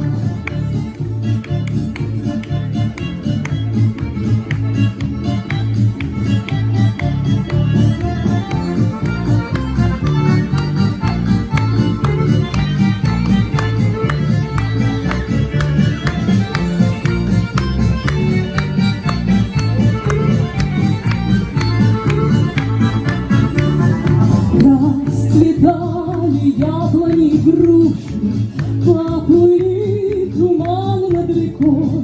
Выходила на берег Катюша, на высокий берег, на крутой. Выходила на берег Катюша, на высокий берег, на крутой. Спасибо. That was a great song, guys. Now we're going to do something very interesting. It's called a bit of a flash mob. And I want you to listen very carefully and work with me here. So we're going to do a video now for Russian consumption, for the Russian media. Now in the crowd we've got Russian media channels watching and they're filming. So I actually want to invite everybody on the stage who's got a flag, whatever flag it is or whatever banner. And everyone stand on the stage. We're going to sing a special song which is going to go viral in the Russian internet. It's called Takova Kak Putin, which is a song about Vladimir Putin. Now, I invite you all to walk onto the stage. That's it. Don't be shy. Get on there, right on there. Lead by example. Who's first, 2 seconds? Come on, grab your banners, grab your flags. Everybody get on there. This is your chance to be part of history. I can guarantee you the Russian president himself will be watching this footage in the Kremlin. Let's go fill up the stage. Keep going, keep going. That's it. Well done, Sean. Next, we've got some veterans, Australian veterans on the stage. Let's get some of you. Come on, bring them on, bring them on, bring them all on. We've got the Donetsk flag. Who else? Let's get the big Putin portrait. Who's holding the Putin portrait? Who's holding the Z? Let's get everybody on there. Let's get a big crowd. Here we go. Great crowd of people. Let's flip. Let's turn that Australian flag the right way so I don't think we're being disrespectful. If you don't mind, to that gentleman on the stage. Hey, thank you very much for the Putin portrait. Okay. Let's go. Fill up the stage. Let's get a couple more. Where's Artem? Where's the boys? We've got a bloke in a Z shirt. Very lovely Z shirt. A gentleman on the left. Fantastic. All right, now let's fill up the stage. Any stragglers? Froggy, just pan around. I want to have a look. Bring them all on. Here we go. Who wants to be part of history? We're going to do a very special song now. And guys, the gig is during the song we wave the flags and we be very interactive. And Artyom, get on the stage and hold that portrait properly. Right up above your head like you were before, Artyom. All right, so Anna Kotova is going to sing a song called Takova Kak Putin. And get Daniel and Froggy, if you can film so the banners on the sides can be seen in the frame, so you can see the whole stage. Take a little step back. There we go. Artyom, grab the Putin portrait properly. Here we go, here we go. Lovely. This looks very, very good. All right, here we go. And we're going to start with a short introduction, and Anna, here we go now. We'll start. Уважаемый Владимир Владимирович, наш главнокомандующий, наш уважаемый президент, руководитель государства российского.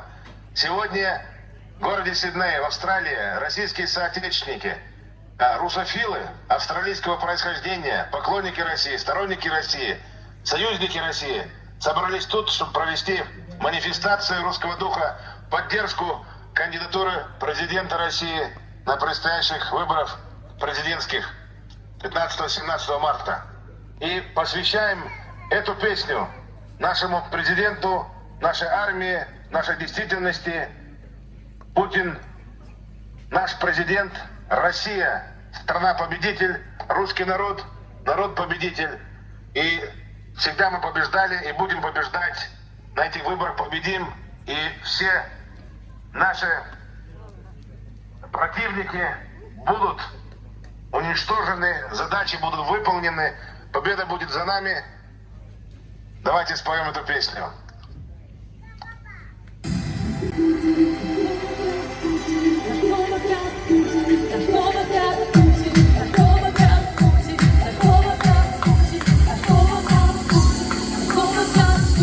Такого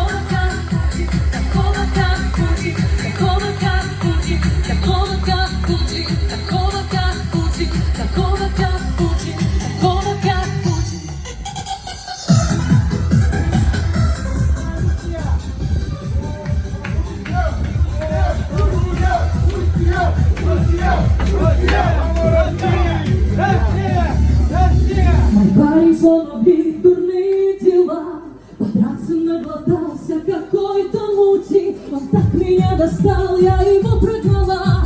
И я хочу теперь такого, как Путин. Такого, как Путин, полного сил. Такого, как Путин, чтобы не пил. Такого, как Путин, чтоб не обижал. Такого, как Путин, чтоб не убежал.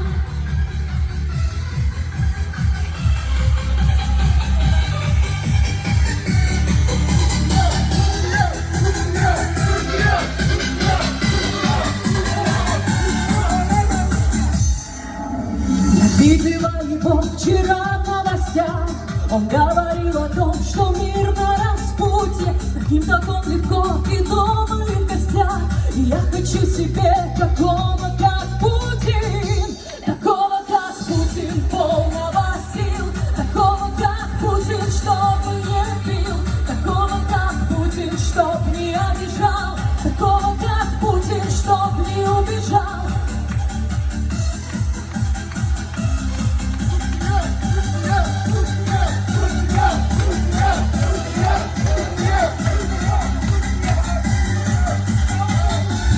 Такого, как Путин, полного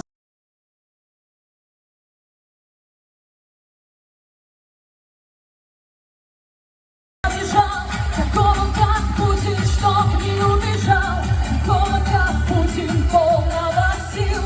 Такого, как Путин, чтоб не пил. Такого, как Путин, чтоб не обижал. Такого, как Путин, чтоб не убежал.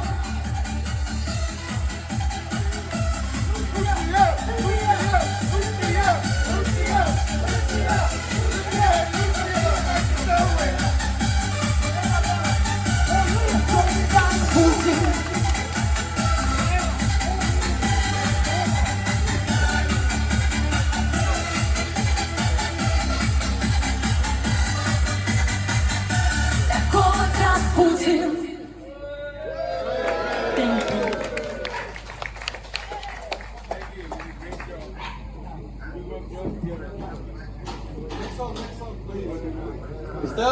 Stay. Hey, guys.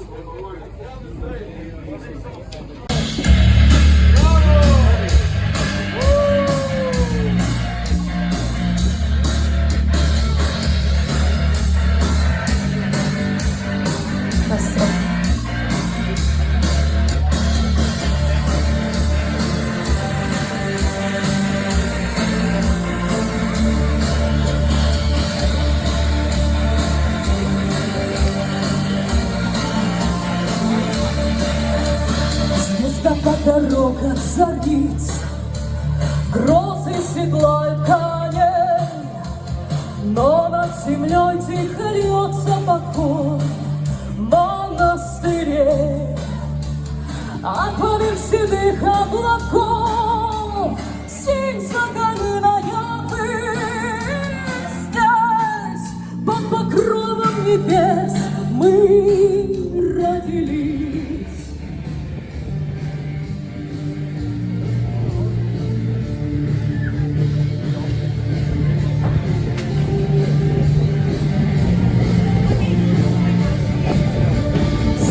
Ленин лежит мороз, гонит добычу весь день, но стужу держит в узде и деревень. Налила сугроба пурга, дочь белозубой зимы. Здесь, в окоеме снегов, выросли мы. Нас точит сценарий, нас бьет юрмо басурман, но в наших венах кипит небо славян. И от чудских берегов до ледяной Колымы все это наша земля, все это мы.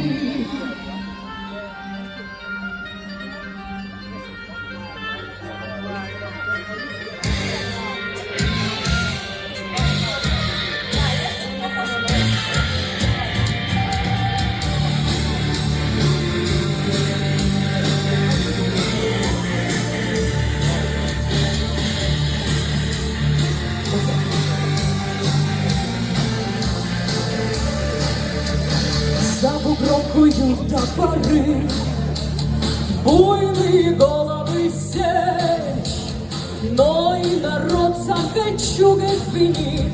Русская речь, и от перелеска до звезд высится белая рать. Здесь, на родной стороне, нам помирать.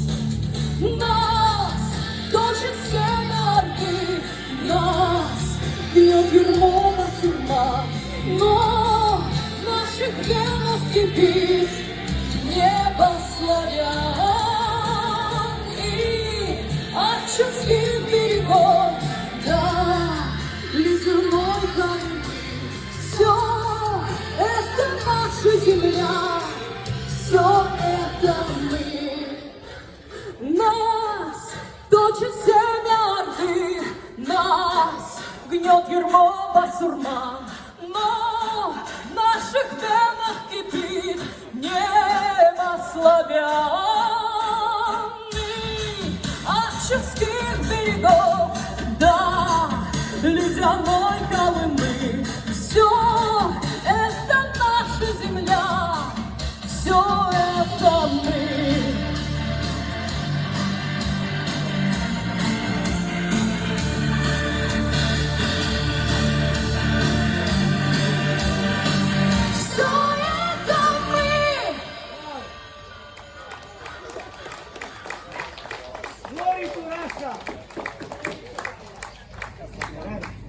Наша земля белая березка, для меня святая Русь, для других заносика. Матушка земля белая березка, для меня святая Русь, для других заносика. Матушка земля, ой, белая березка, для меня святая Русь, для других заносика.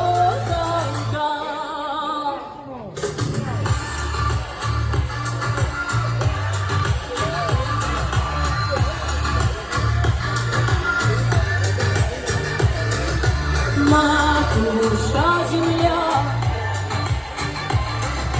матушка земля, заносика.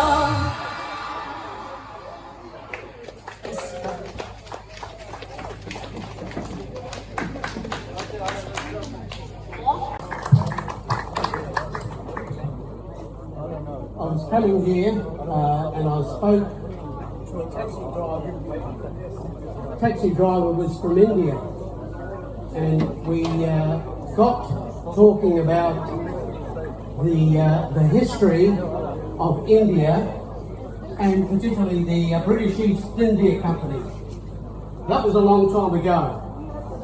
Nothing has changed. They have been lying to us since the 1800s.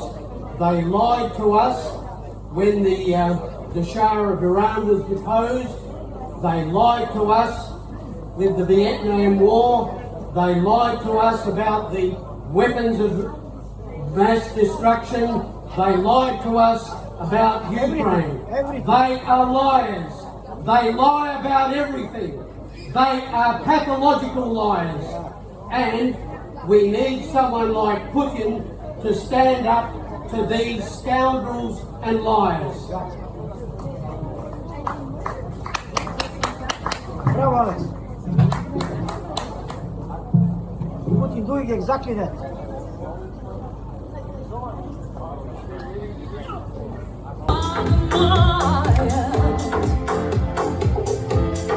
When you come to me, give me everything I need. Give me lifetime promises and a world of dreams. Speak a language of love like you know of me. And we can be wrong. Take my heart and make it strong, baby. It's simply the best. You better than a lover red, better than anyone.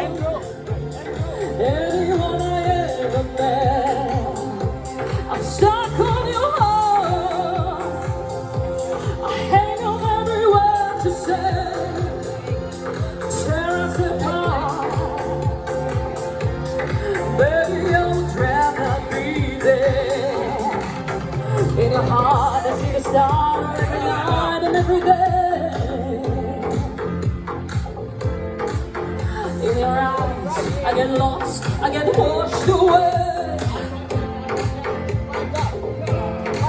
Just as long as I'm here in your arms, I could be no better place. It's something about you're better than all the rest. You're better than anyone I ever met. I'm stuck on your heart. I hang on every word you say. Tear us apart. Maybe I would rather be there. Each time you leave me, I start losing control. You won't get away with my heart and my soul. I can feel you even when I'm alone. Oh baby, don't let go.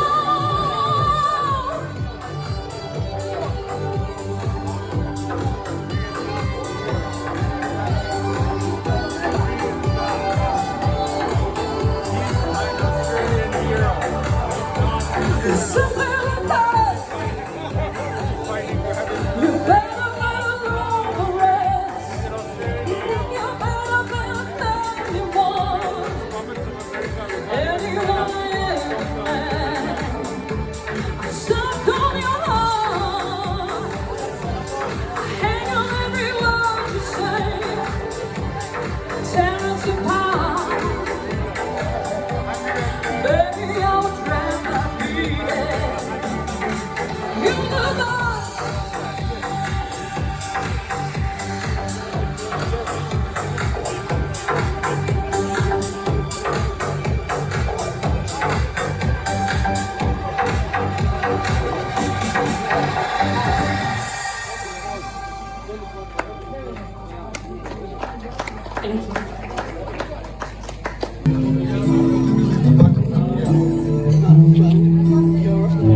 Золотые маковки церквей над рекою, земляника спелая с парным молоком.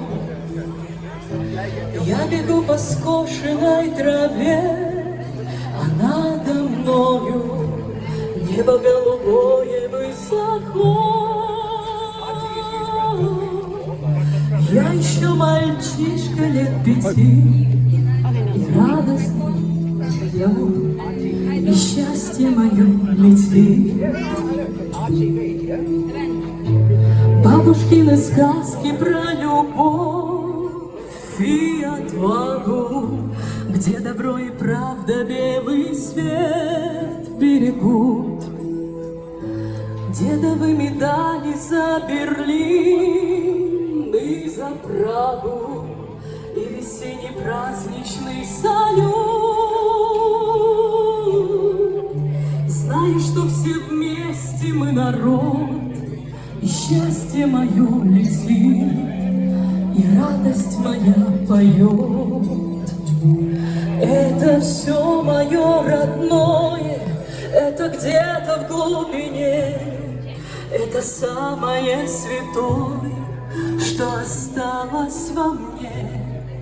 Это нас хранит и лечит, как Господня благодать. Это то, что не купить и не отнять. Это то, что не купить и не отнять. Время равнодушное пройдет по округе, вычеркнув родные для меня адреса. Мы познаем прибыль и расчет, но в друг друге перестанем видеть небеса. И когда мне станет тяжело, я снова скажу себе всем временам назло. Это все мое родное, это где-то в глубине, это самое святое, что осталось. It looks like there's a small counter-protest as well down here now that the Russian group has ended. they're getting their signs. It's quite know what their signs are going to say because they're covered at the moment, but one says end. Oh, it says and then you got all Just come back over here. these all here.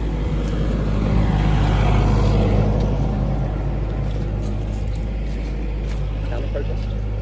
Oh, it's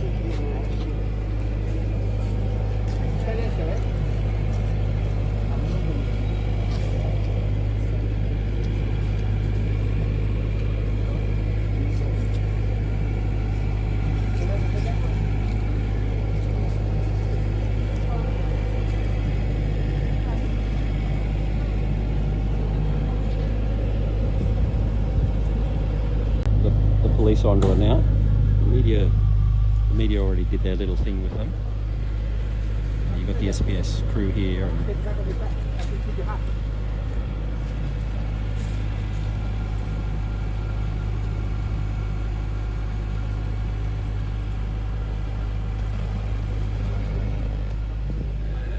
the cops were coming, but they've kind of come to a bit of a grinding halt now. Just coming this far, they're loitering, but I don't think they're going to come. There seems to be nothing much happening really.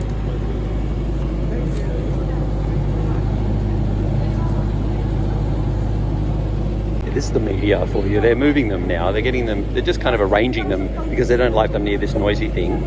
So they're telling them to come up closer. Because this is the SBS interview, you know, they don't like the noise while they're doing their interviewing, and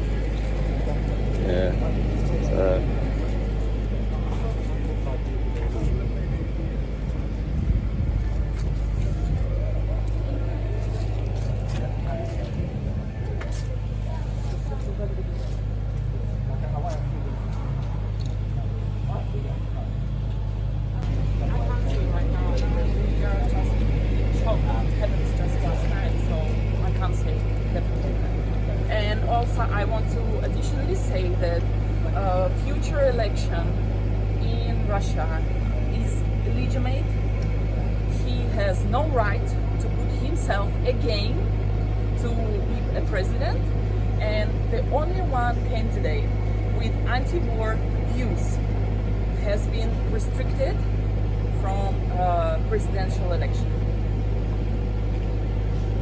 And I'm afraid that all people who sign and support him are going to be persecuted in Russia. Do you feel safe here today? No, I don't feel safe because of these people who is standing right opposite me near the General Consulate.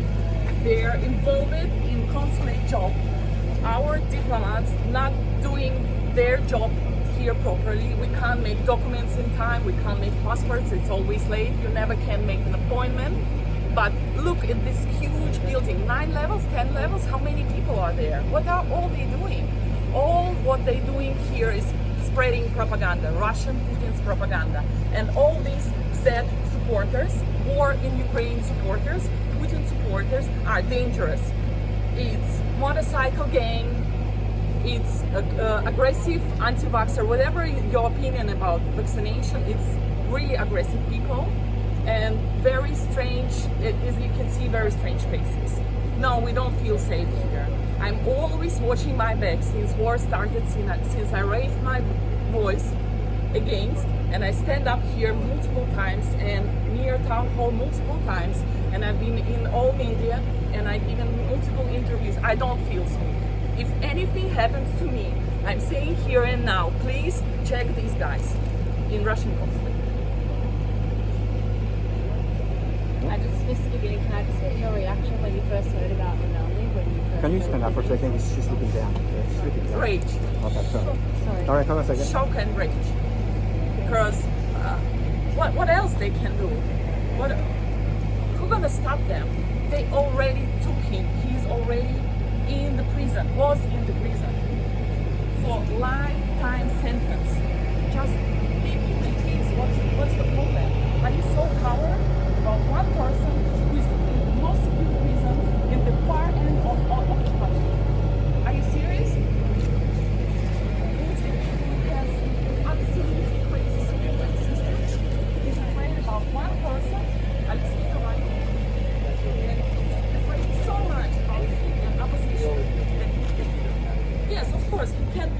but you can't kill all opposition. And opposition in Russia exists.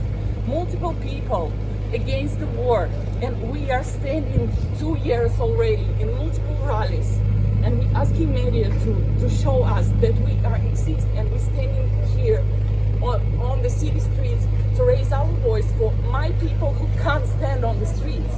Yesterday, people took the flowers for memory of Alexei Navalny and started to put them in special places, squares, all over the Russian country. More than 100 been arrested just for flowers. And how is your community, particularly in Australia, have you guys come together to support each other?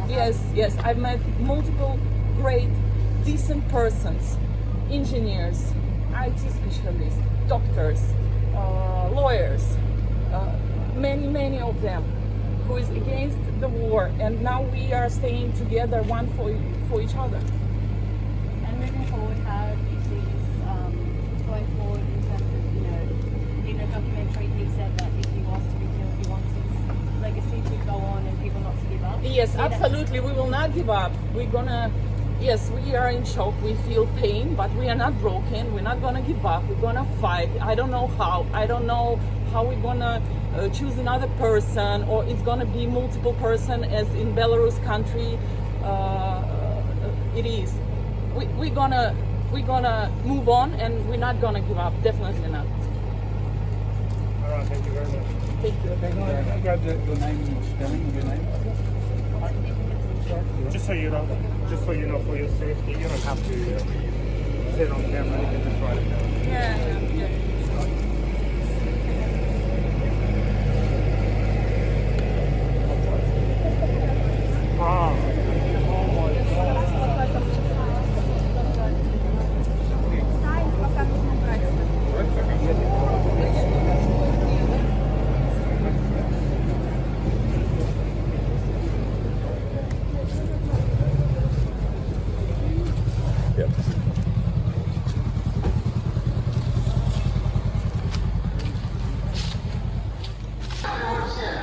I think this is now more of these counter-protesters have turned up at the end of it all, and Aussie Cossacks on the blower, abusing them, or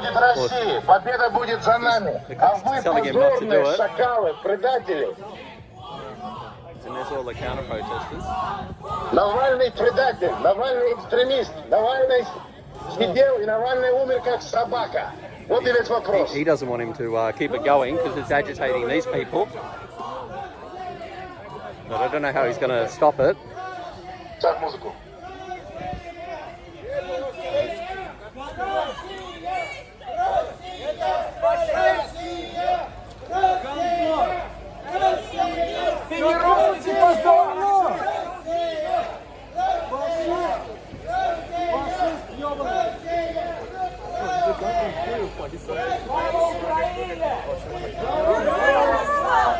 Yeah, they've all just turned up at the last minute now, and the cops are having another.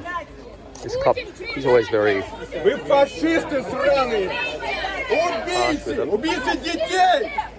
Убийцы детей! They get through, and the cops are stopping them, and then here's the Russian guys on this side, or the other ones, the Aussie Cossack supporters. There's a bit of a standoff now. You've got the line down the middle here. Hold this line, Cossacks! Россия! Россия! Россия! Россия! Россия!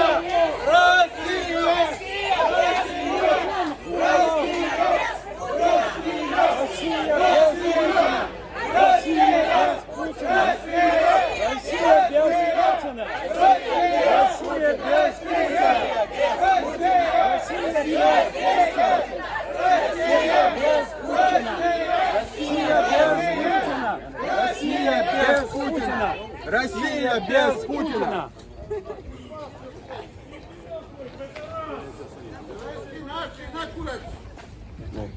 More cops coming in. Oh, here we go.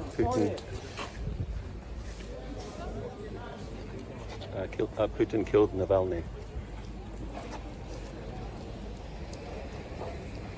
Yeah, someone told me that there was information put out that it was actually on at 3 o'clock, this rally, and that's why everyone's turned up now, 2 hours late. Yeah, she's on the other side. Yeah, so she approached from that side, and you guys, what's she wearing? She's blonde, the white, that she was. So they must know, the cops. She's over there, though? Yeah, she was there, yeah, right there. So the cops must know that that there is this counter protest. So they're moving up now too. So everyone else, all the rest has left, except these few guys are here still. Everyone else kind of left because it was all over. The sausages are cooked and eaten, and then now you got these ones coming in from this side. This guy in his Z shirt. Good luck. But there's more. So there's more and more of them turning up now. There's a whole bunch on this side now.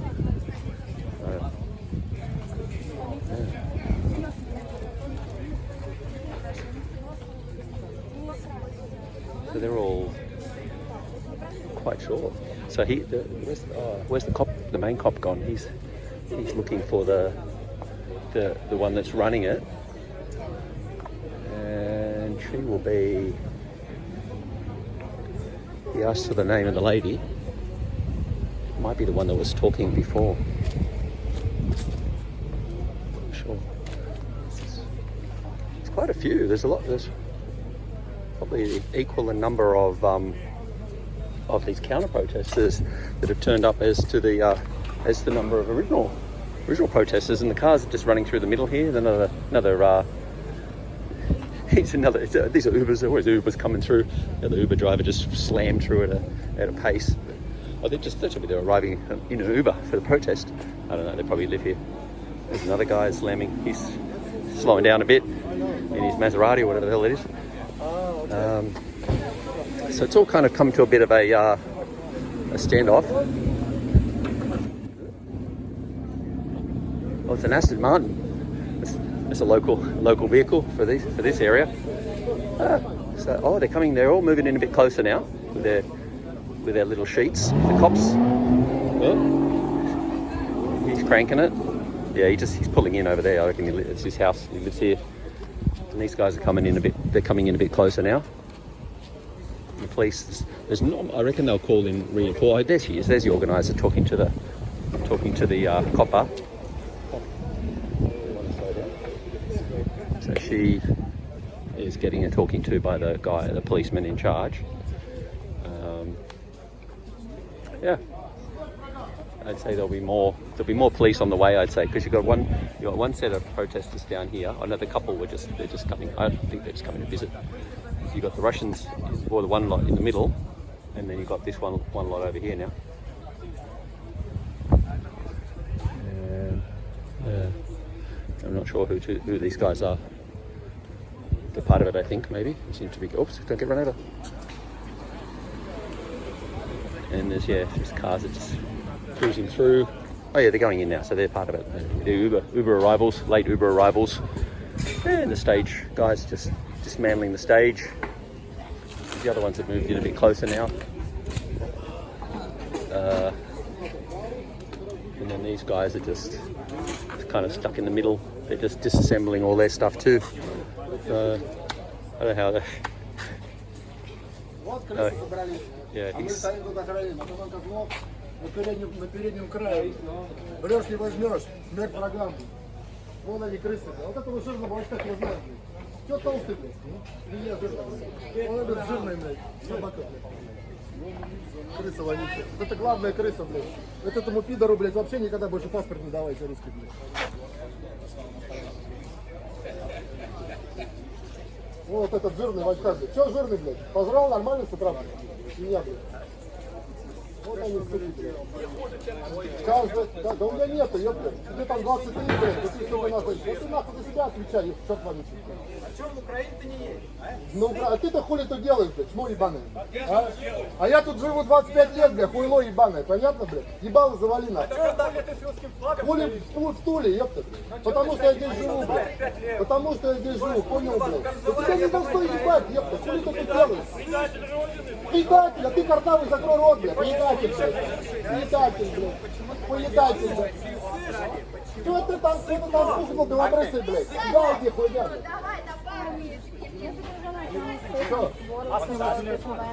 What about Julian Assange, слышь? А чё вы за Ассанжа там не топите, а? А чё ты, бля, лысый? Хули ты за Ассанжа не топишь? Чё ты там не махаешь? Хули ты мне махаешь, ты, ёп? Чё тебе дать-то, бля?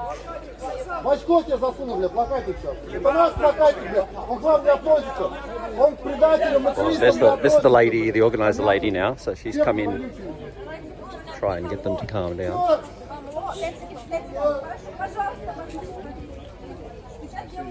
So she's just been spoken to by the cop and now is being informing them what to do.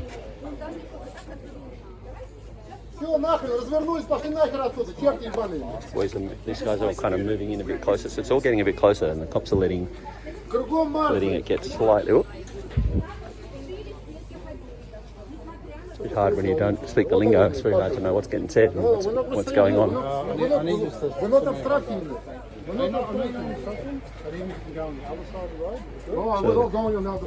The cops are trying to get them to do something and they don't want to do it, and then the other one. So it's outside the Russia, and then Aussie Cossack, Simone is in there somewhere in one of those rooms, probably looking down.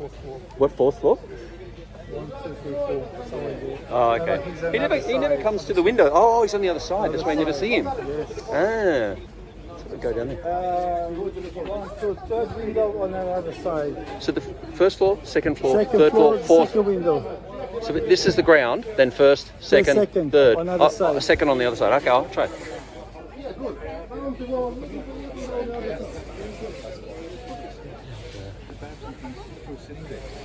Get warm, but you know. So he's on the second floor. So that's why we somewhere up there. So he would have a good view down of them because they're right here. So they're being given instructions by the cops to do something, and now they're, which I think is to cross the street. I think it's all. So maybe it's this one, they get one side of the street and the others get the other side. Россия!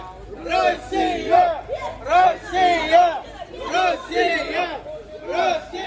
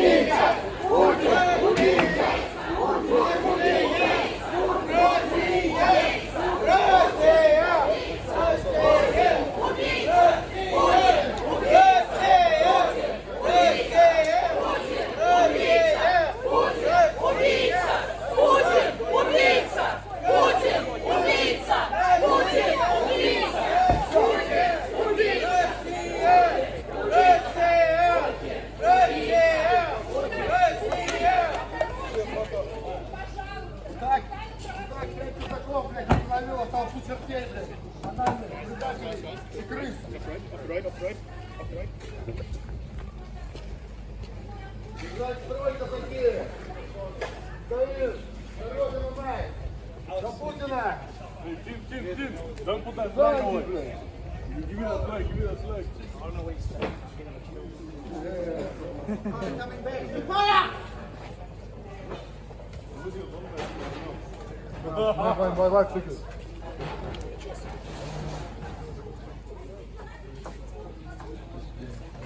Go for it.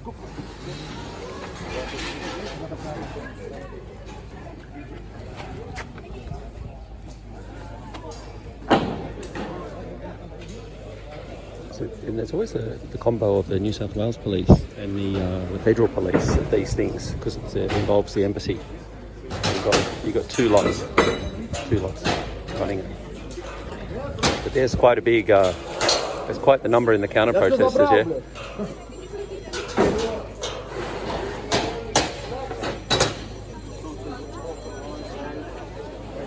Cop's got a call coming in. The main cop. Yeah, I'm sorry, mate. Yeah, brother, of course.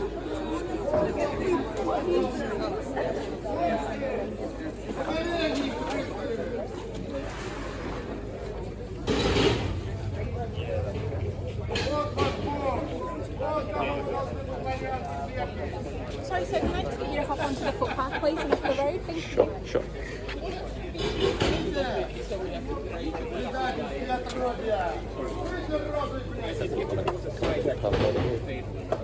Hey, Chris. Hi. Sorry, you probably don't know me. Vadim Marinov, I just messaged you on Facebook. Nice to meet you. Nice to meet you. Yeah, we chatted on Facebook some time ago. You used to do live streams on Facebook. So ever since Belfield, you know, Yeah. So will you put it somewhere? Yeah, I mean the previous.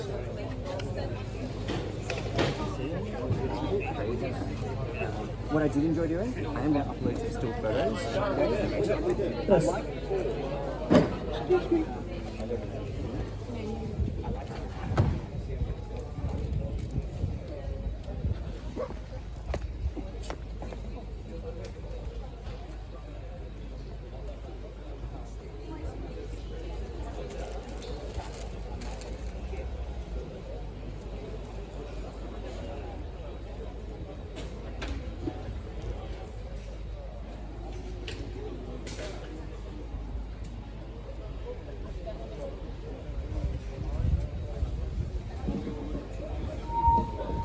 Sorry for this guy. I'm trying to try and get through here.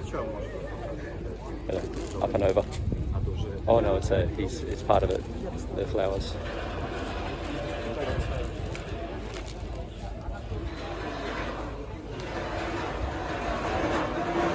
This truck's done a bit of damage to the grass here.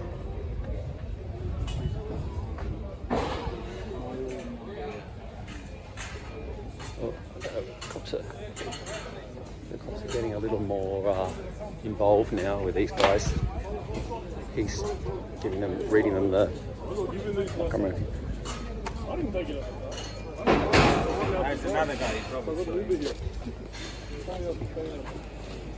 Not sure what he was saying. Some issue.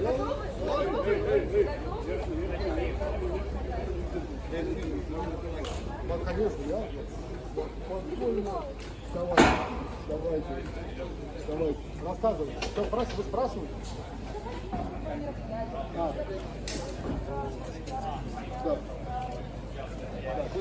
Рассказывай. Значит так, рассказывай. Мы поддерживаем Россию, поддерживаем нашего президента Путина Владимира Владимировича. Всегда, много лет. Я еще первый раз за него в армии голосовал в 98-99 году. Я старый. Политика нашей страны сильная. Здесь мы делаем большие митинги, большие ралли в поддержку России, в поддержку Путина, а там в далекой России видели, что... Navalny. Well, I'll explain a little bit I know. During the 90s, when Russia was weak after the fall of the Soviet Union, the West went in with all these evangelical churches and NGOs, and they basically tried to seduce Russia into Western values. Homosexuality, getting rid of Christ, perversion of all sorts. Now some people got seduced. So I would say even today, the biggest single problem in Russia is this small population that is westernized. They are not just a thorn in their side, they're fighting against Russia. They don't appreciate that they've actually given up God, that they are into a self-centered concept. Everything they say is going to be falsity against you, right? They don't have a religion. Their religion is the religion of the sun. So what we have here is lots of Russian emigres who came to, Canada, Australia, and so on, and they're hanging on to their Western values. So they are anti-Russian because they are being seduced. And I've talked to a few of them. They don't want to give up their cushy job and their wife and children, going to schools and all that. They don't want to go back to Russia. Putin has actually said, look, there's a big war coming. Let's all the all the Russian diaspora come back to Russia where you're safe. They're not safe. They don't want to listen. They want these cushy Western values, a nice, comfortable, luxurious home, sending their kids to private school. They don't realize the danger that they're in, that they actually have given up their soul. Because every single point is a point of truth against falsehood. Right? Let's take Navalny for an example. They're putting him forward like he's a Russian opposition. And that Putin has killed him. Well, first of all, he's not Russian opposition. He's almost unheard of in Russia. The highest rank he ever had was almost becoming mayor of Moscow. So at the city level, yes, he did some politics, but he never got further than that. All he does is work for NGOs like George Soros, who are trying to destroy the country. So he's actually a foreign agent, and they've named him a foreign agent, and they put him in jail for being a foreign agent and trying to destroy Russia. It's nothing to do with opposition. Even Wikipedia, the idiotic entries in Wikipedia will tell you he's never been in opposition. And they name the opposition parties and they name all the politicians. So what you have here is complete falsity. But they're so stuck on their fiction, they will show you Navalny, opposition. Putin's killing the opposition because he wants to be the dictator. Well, no, actually Russia has a completely different idea of democracy. First of all, our idea doesn't work. I mean, look at the junk that we have here in Australia with Albanese, right? It's not democracy. Killing freedom of speech and taking bodily autonomy out is not democracy. It's actually evil. So that's what they're saying the democracy wants. Russia actually has, you're going to be surprised by this, Russia actually has a better form of democracy. Look at what's happening in the lead up to the election. Some of the true opposition parties are saying, you know what, Russia's at war. We are going to step down so that Putin can win. At least they started with true opposition, and they're for. They're all the parties are for Russia. They're not against Russia. So when he ends up with a 90 or 95% vote, it's because people love him and because the opposition has stepped out, and they're doing it openly. The only opposition that he's actually going to end up with, I'll tell you this, is the Freemason. If you know anything about Freemasonry, they're the foot soldiers of the Jews. They're the ones who are actually pushing the Jewish agenda. Look at what's happening in all our law codes. Look at what's happening in NCAT. They're bending the law. They're screwing it up. You no longer have right or wrong. You have maybe. They're breaking the law of the excluded middle. And they're teaching you to accept ambiguity. Nothing is clear anymore. This is against God. This is against truth. Fiction against truth.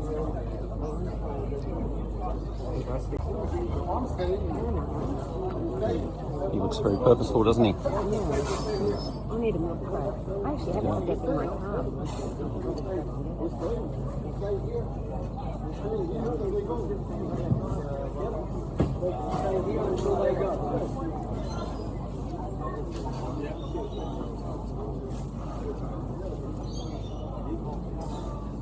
Cops are just they're getting some sort of a game plan happening, whereas these, looks like the New South Wales police, I don't know where they're going. They're heading off somewhere. Are they going to guard? It looks like, I don't know what's going on. I can't pick it. But I just heard these guys saying they're going to stay until the others leave.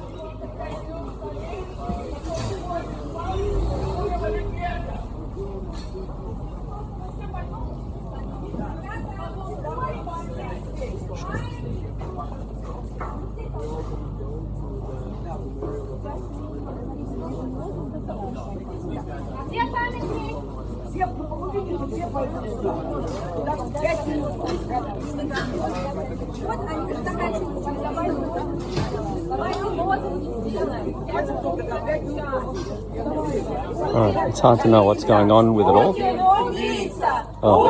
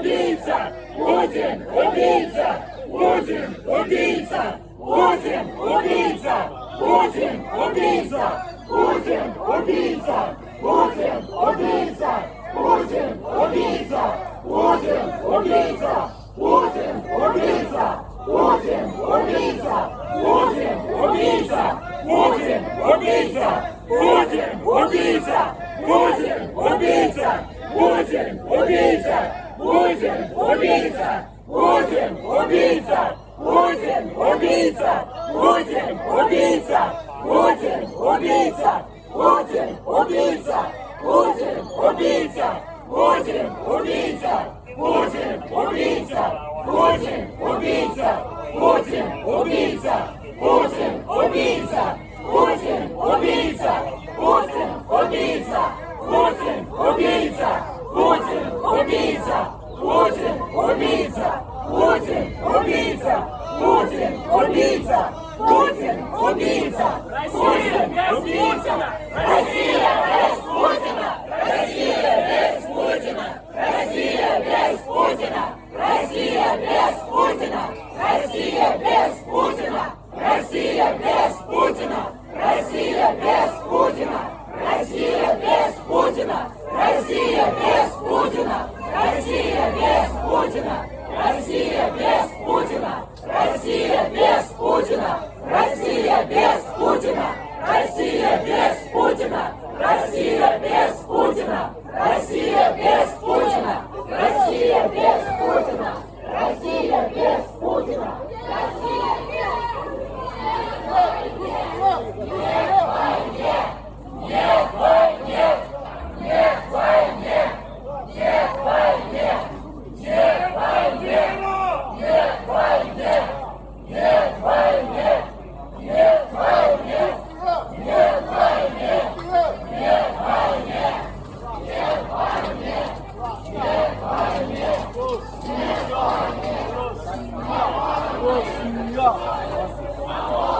Россия!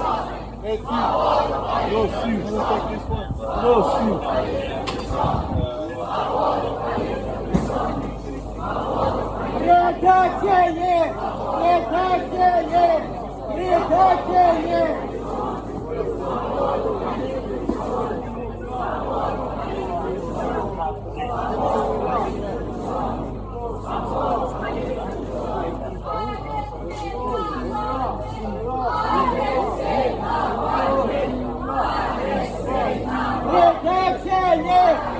Предатели! Предатели!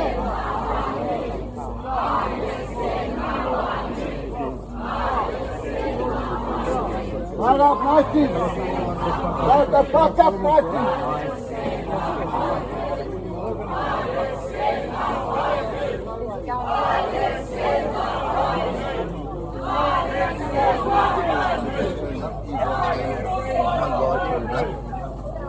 Looks like they're on the move now.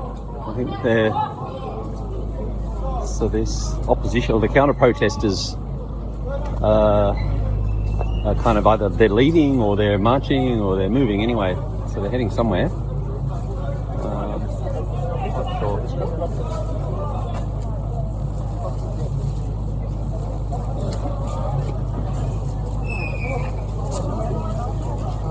It's very hard to know with what's going on because of the language barrier, but yeah, they're all kind of leaving, and I don't know if it's something that's been orchestrated by the police with the organizer, but they just got the nod and they're all walking off now, heading off somewhere.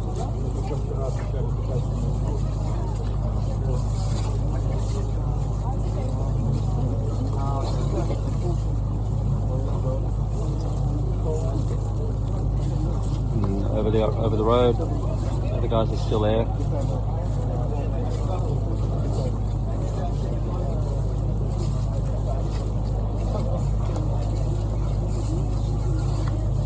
There's quite a substantial number of people have turned up for the counter protest.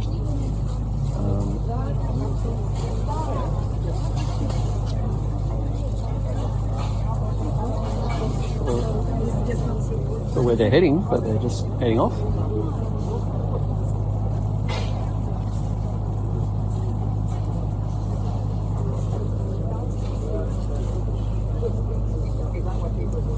Last few, and then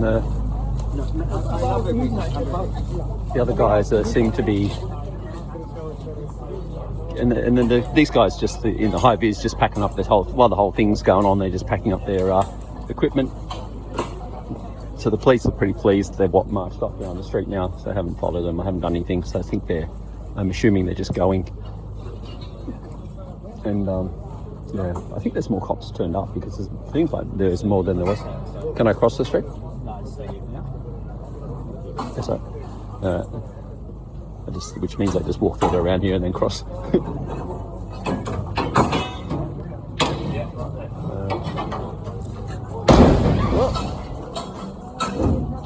Jeez. Fingers, brother.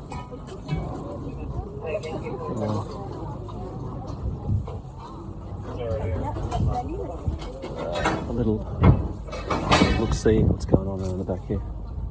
Oh, there's someone with their flag there.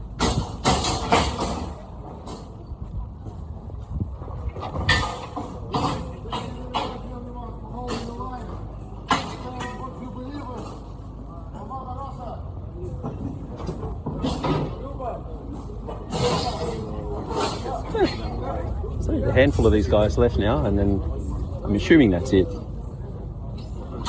Definitely more cops because there's heaps. There is quite a lot more than there was to start with. The days where they don't have any, they need them. And the days where they have 1,000, they're not needed. I guess it's a hard one to judge. Anyway, I think I've had enough now. I'm gonna head off to the beach. Yeah, I think they might be going around the block. This guy.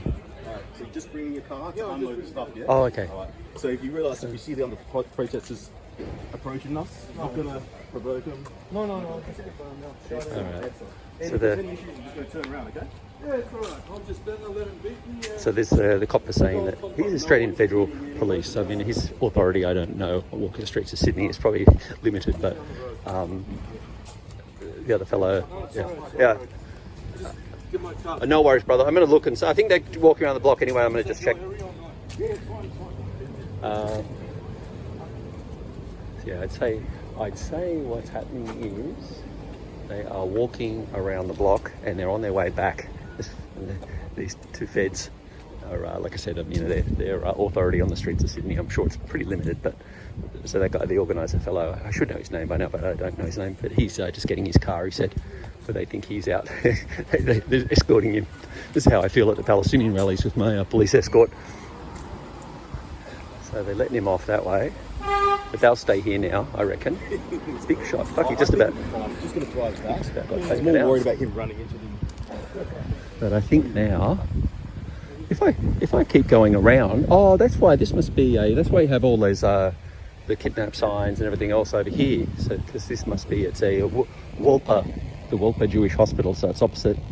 They have all those signage, all that signs opposite the Woollahra Jewish Hospital. Oh, it's going to be a long walk up the hill if they don't come, and it's going to be a bit of a boring footage if I'm just talking the whole way as we go along. This is insane. The places here are just ridiculously insane in Woollahra here. That's why all the embassies and everything are here. You know, this place, the driveway is bigger than most people's units. Anyway, I won't keep talking. I'll just go to the end here and we'll see if we meet them in the corner. This is just outside the residence of the Consul General of Lebanon, and it's all kind of just open and it's not locked. So it's quite lax. But on the outside here, you've got all the kidnapped, the Israeli sort of ones kidnapped, stand with Israel against terrorism, and then the kidnapped people and all stand with Israel against terrorism. And it's right outside you can see the two there. That's the residence of the Consul General of Lebanon. So it's a nice place. It's funny how you can just, I'm assuming I probably can't wander in, but I'm going to. It's like the top of the grass area or swimming pool. I don't know. Pretty swish, but they're all pretty swish around here. And yeah, we're going to just see if the rest of the counter protesters, the Navalny supporters, I'm assuming we're going to call them, are on their way around the block, or they might have just buggered off and I might be just walking down this street for no reason. We'll have a look in a second when we get to this corner, because if my estimates are correct, they shouldn't be too far off, unless, like I said, if they buggered off and then walk up the bloody hill. Yeah, I walked all the way around the block and no sign of them. But here's this, at the other end of the street now, you have the Woollahra Municipal Council, the Fullerton Street, and they wanted to change it to We Stand with Ukraine Street, but they weren't allowed. In the end, it got voted down at the council. So it stays as Fullerton Street, even though they tried. And there's the feds and the cops, and I think it's all pretty much wound up now. Yeah, so I'll go back, have a little quick look. I don't know where they went. I walked all the way around the giant block and no sign of them. They just vanished into thin air. So who knows where they're gone, but they're gone. Anyway. All right, that's enough for me. I'm going to go home. Consulate in Sydney. One in mourning, another holding a re-election event for Vladimir Putin.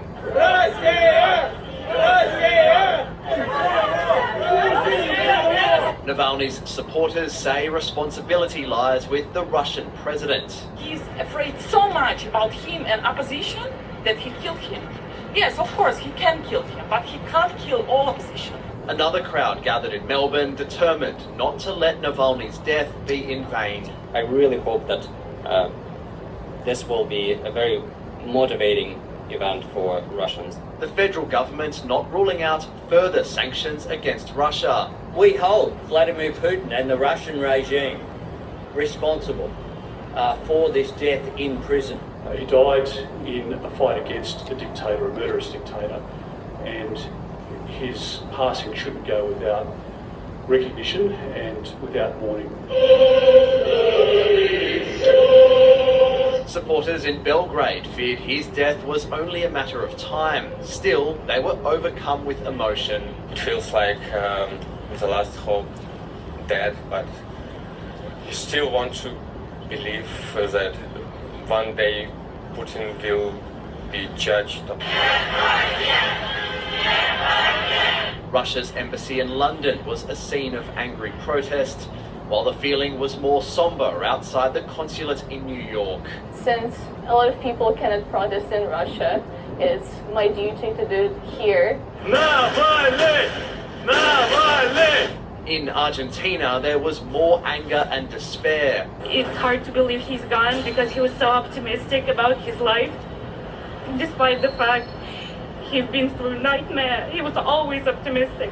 This vigil in Bulgaria, illuminated by candlelight, attended by both young and old, while at Lithuania's monument for victims of Soviet oppression, tributes for perhaps Russia's strongest voice of opposition.